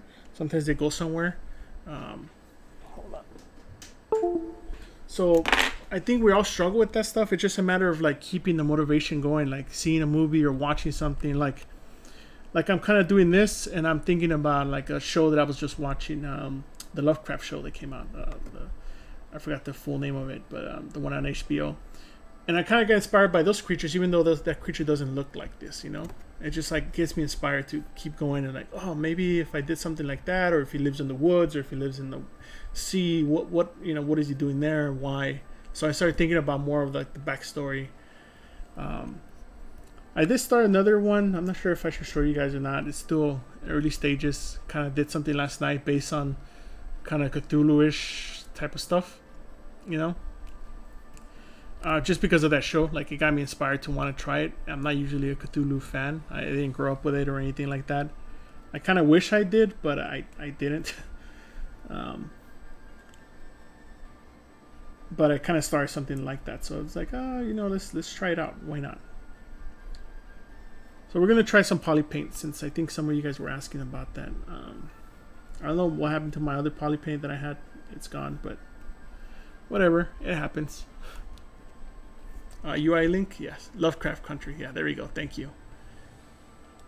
I feel like it's a good show. I wish like this last episode, number 3, I feel like it didn't fit with the whole ghost thing, but I guess it's a good filler.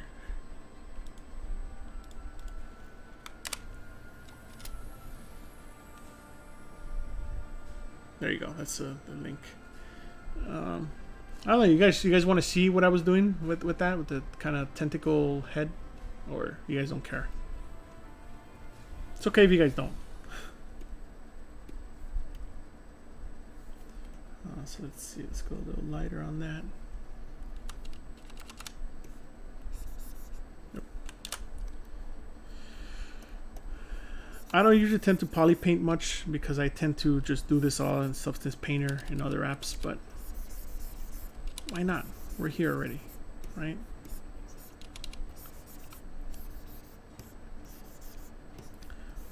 So the way I think about poly painting is the way I would airbrush something.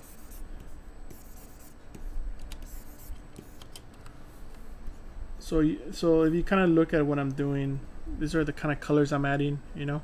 I'm just adding some basic colors and then I'll break those up some more.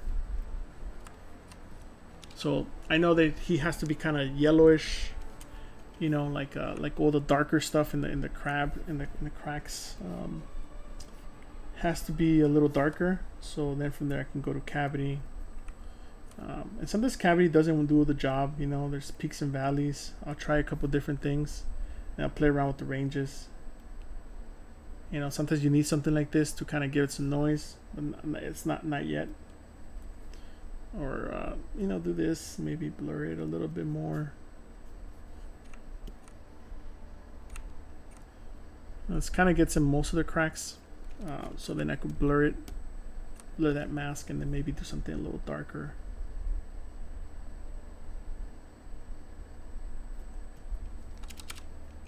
And what I'll do sometimes too is just kind of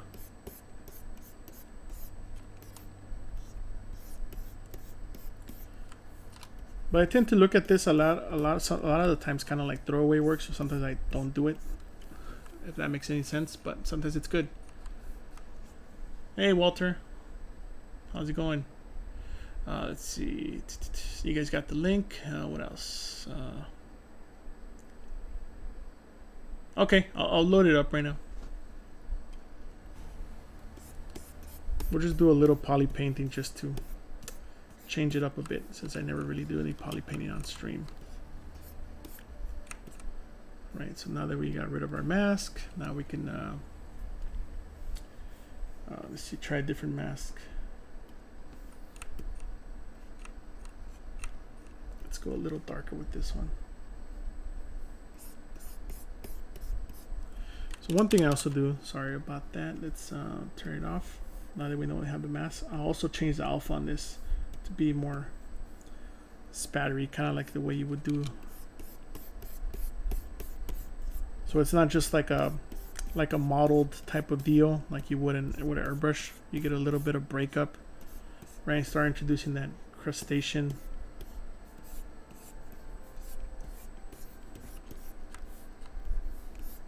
Let's get rid of the other stuff so it makes it easier to see. Just to get a little bit of breakup. It's kind of fun doing this. I don't do it often enough too. Then you go to unmask it and then kind of add a little more breakup by hand, so that you don't have a giant surface. Just kind of tend to use the dots one a lot too. I think it's this guy here.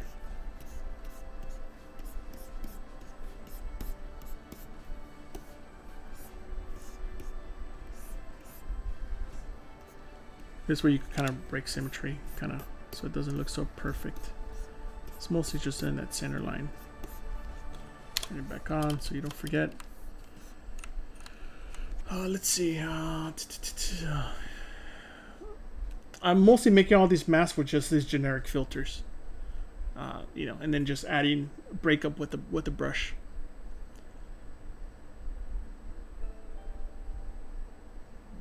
So I mostly use just the view mask. It just turns it on and off. So I think it's right here, view mask. So like, let's say we have a cavity mask, right?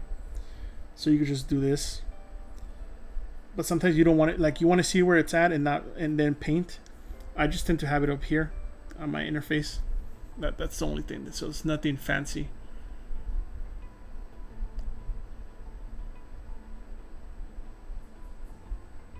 Yeah, there's a different the different peaks, right? The different peaks and valleys. I just sometimes tend to go with the default, but you could change it to kind of give you like different ranges. But I just, since we're doing this so quickly, I'm just kind of playing around with that. Yeah, crap people. Yeah, when I print it, I definitely decimate the stuff, and then I also hollow it. I always hollow it. I either hollow it here, depending on the object, or I tend to go to Mesh Mixer. That's another way that I do it. So one thing that I notice is that there's a lot of yellow, saturated yellow, close to the edges.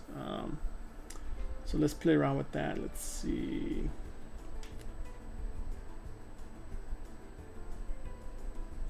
Push that more. So you guys can see some of the, if you play around with these sliders, you get different effects. So this is kind of exactly what I wanted, but more for the yellow part.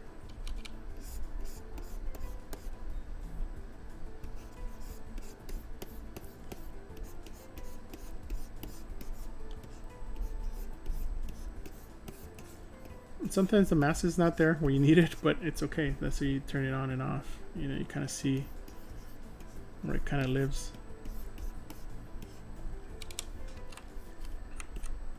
So there's that, and then there's let's see, let's start doing some red.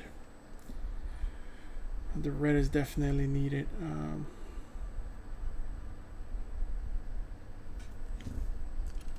This we could probably go reverse. We could probably deal with this.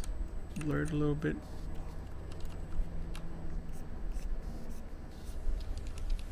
So here we can change to maybe do a little bit of airbrushing without any alphas. You know, just that kind of smooth airbrush, just to kind of model some of this stuff in.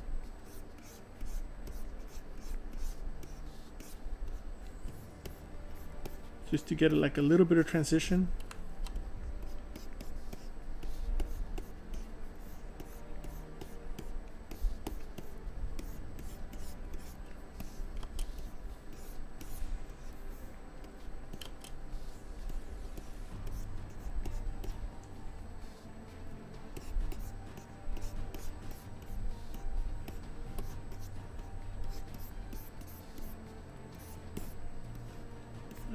So now that we have a little bit of transition, now we can start doing more of the speckly variation. I like using the one with variation. It seems to work for me pretty well.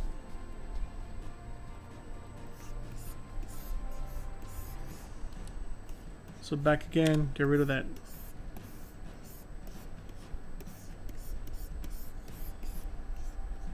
Get rid of that asymmetry. So here maybe we can do, let's see what cavity does.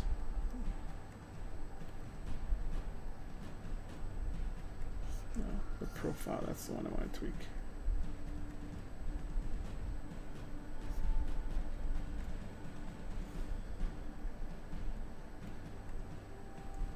And sometimes you make it better, sometimes you don't.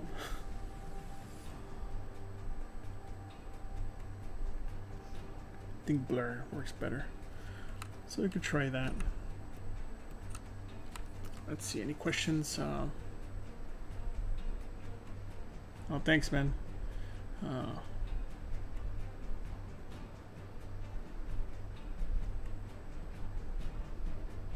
I don't know. I haven't printed anything that's a full head, so I don't know. But it is expensive if you're doing Formlabs or anything like that.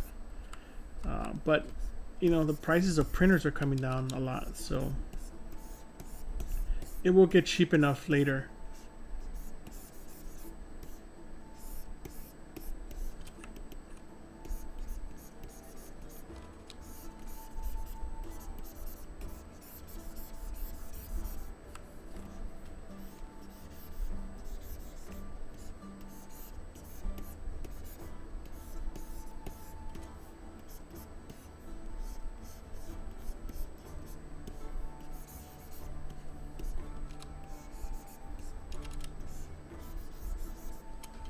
See, we're doing pretty good. We got about 15 minutes, so that's not too bad for this stream, I think.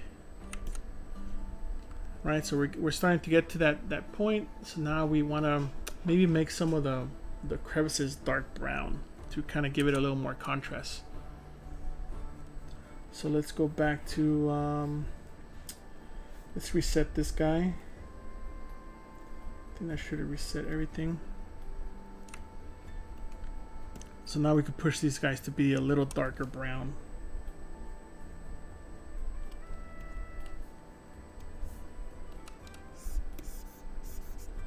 And that's where we can start changing this alpha so that it doesn't feel so, let's see. I like one with the patterns because it helps break up even the other pattern. Yeah, I'm just using a quick poly paint, nothing fancy, nothing too,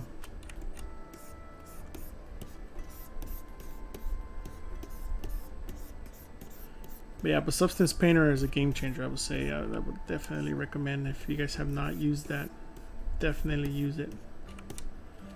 So now that I got rid of the mask, it was a little harsh. Not go in here and just kind of model some stuff in by hand.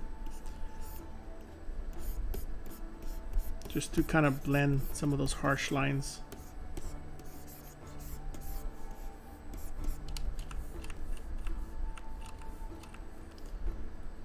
So depending on the material you have, you see how it changes kind of the overall look.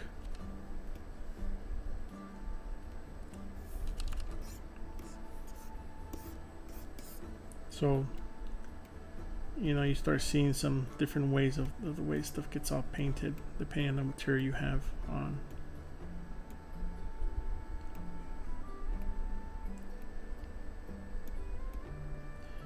I think for me, something like this works okay.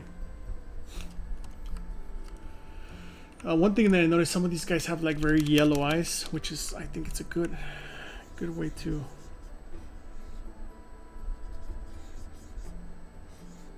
introduce that part.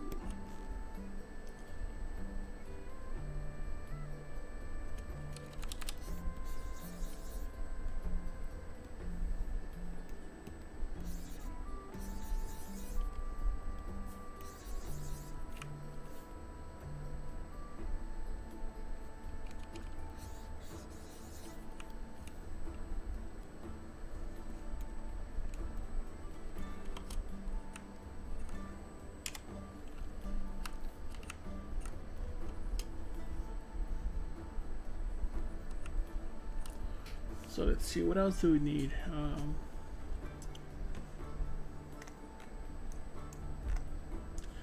When I see that some of these guys have a lot of contrast, you know, like this guy is like really dark and then really bright.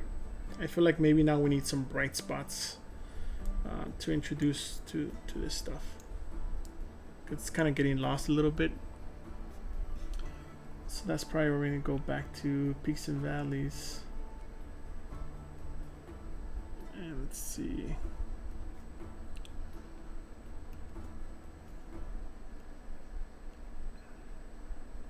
Interesting. I don't think I've ever used this one before. Let's see. Let's see what we could do with cavity.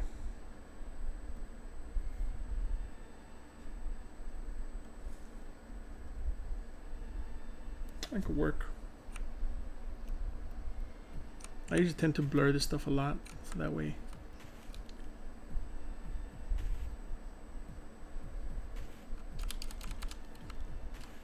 Let's see.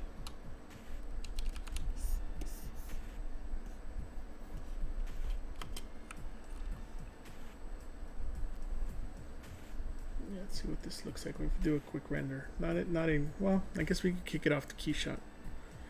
Let's check Keyshot real quick.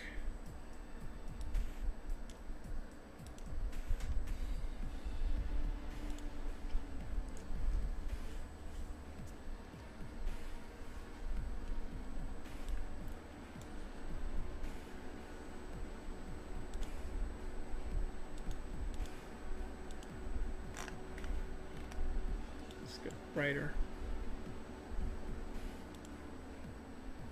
It's all right, but this is the type of stuff I would definitely do in Substance. But you guys can see it works here too. It just for me it's not as nice because I don't get to see the material properties of like the hard shell versus the non-hard shell and all that type of stuff. But it's all good, right? We got to see some stuff.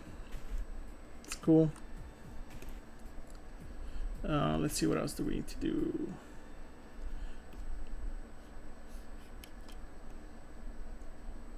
I feel like this hard shell needs to be changed a little bit.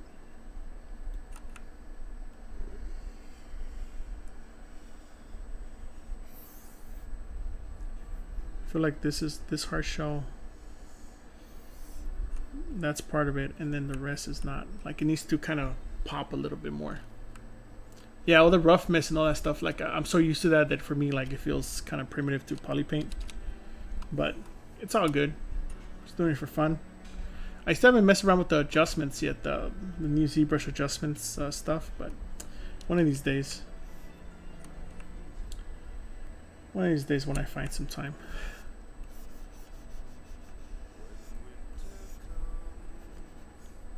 Let's change this music. Anytime there's some voices on this music, really throws me off.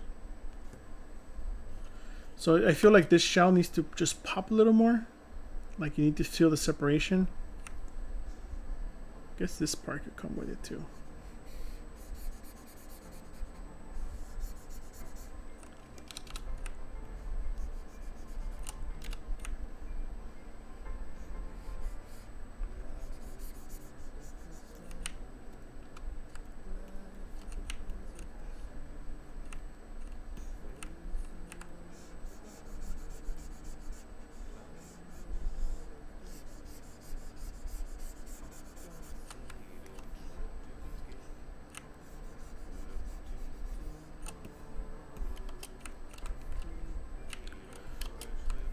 So let's change this a little bit.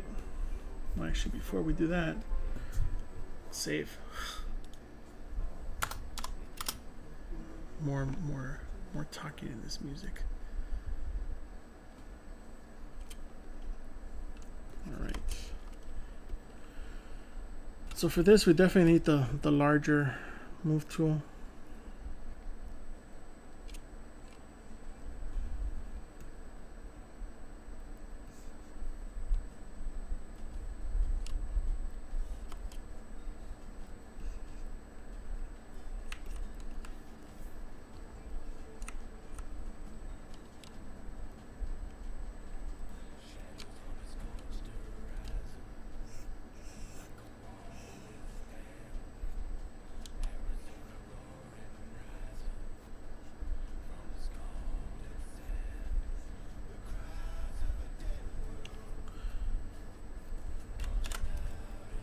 So here I feel like I want to introduce a little bit more of these spiky little things. That's kind of what I'm thinking.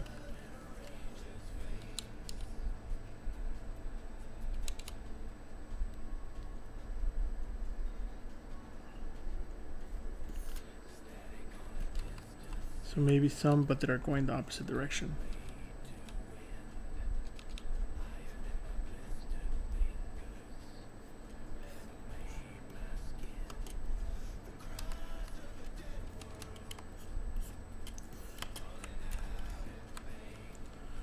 Yeah, little hints like that I think help.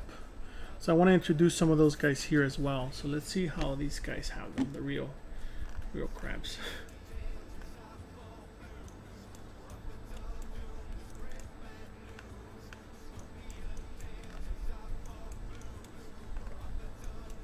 But yeah, I hope you guys are enjoying the stream and are learning some stuff.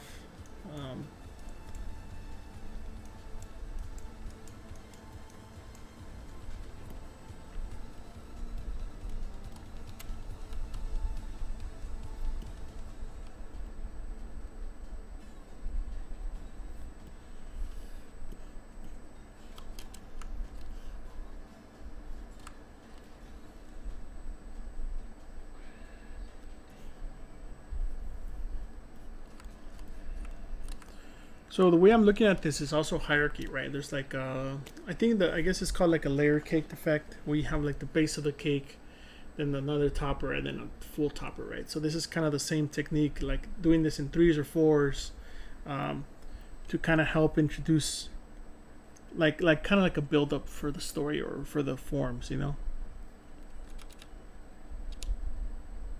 So same thing with this right here, right? Like maybe one of them is bigger than the other, and then they can also be softened up, so they don't have to be super spiky. Just a break up to the major form. And we said that this has to be separate, so we need to make sure we indicate that as well.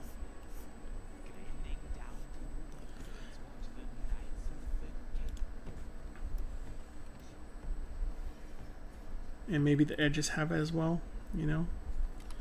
One thing we can do too is sharpening them.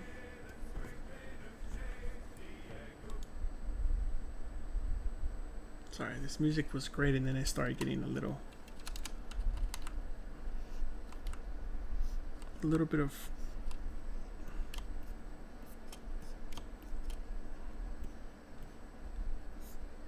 a breakup there. You know, like I feel like I already have some going on here.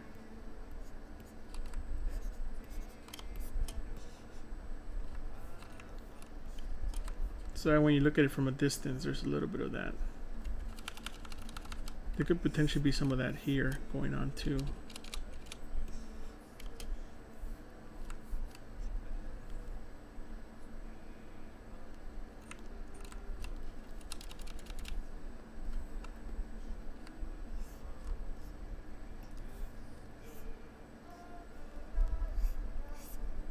Also adding like some secondary forms to this, just softly.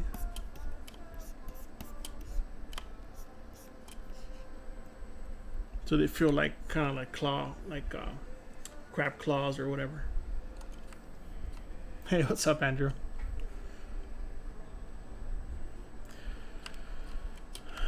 Let's see what else.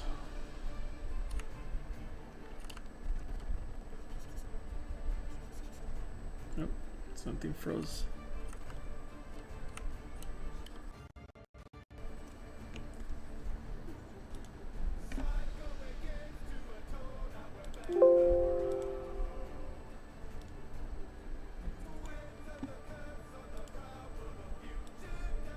But yeah, that's kind of where we're at for this week, I guess. So what do you guys think? You guys digging it? You guys kind of like where this ended up in? You know,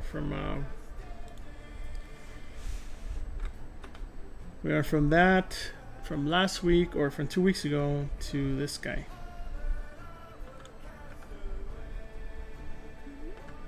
So I think it's looking all right.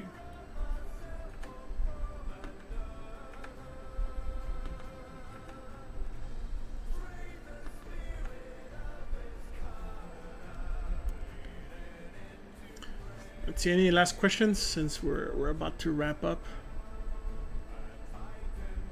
Oh, thanks, Dosh. Thanks, Walter.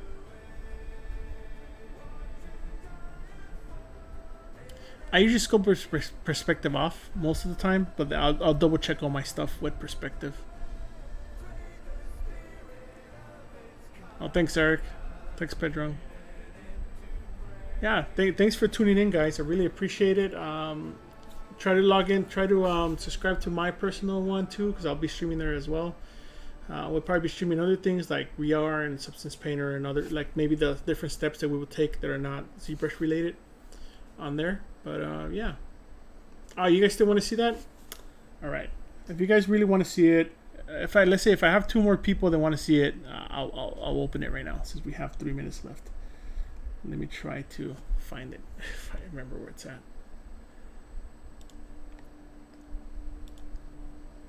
Sure. All right. Let's see. Where's?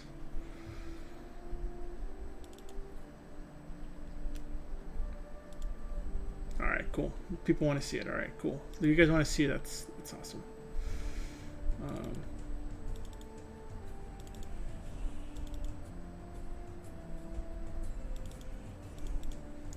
It's loading up. Yeah, this is something I started last night, so it's not quite finished, but it's just playing around with some ideas for this stuff, you know. Turn that off. But this one I was kind of playing with layers. I was thinking of making this a wearable mask. What do you guys think? Oh, you're welcome, guys. I was playing with different proportions because at first I was wearables. Like this is like using it as a wearable, you know, like well, this is no details. It's just kind of the, like making sure that it fits a regular human.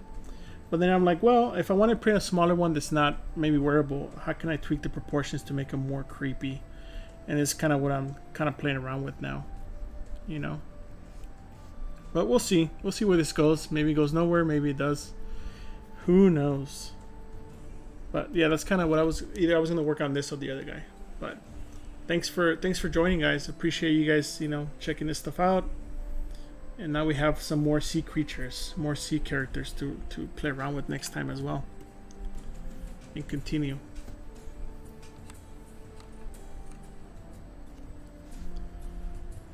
Yeah, maybe I could start working on some Halloween stuff too. Or maybe I could make one of these my Halloween masks. That could actually be pretty cool too. So we'll see. Maybe I'll put my head in here and make sure it fits my fat head. Yeah, I wasn't going for Davy Jones, but you know, I guess tentacles and all that type of stuff. Maybe if I give him a pirate hat, he could be like his cousin.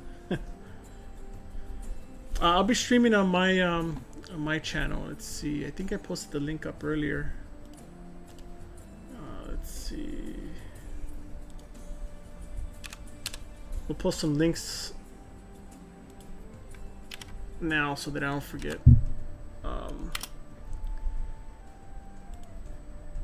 And also my Instagram, so feel free to follow me on there as well. If you guys have any questions, feel free to ask me through there. I do have a Discord, but I don't remember it, so maybe I'll post it on my Instagram because yeah, I'm just starting to kind of use that. But thanks, guys. Really appreciate it. You guys tuning in. This is kind of where we left off. Hope you guys enjoyed it, and I'll see you guys next time. Awesome. Thanks for joining.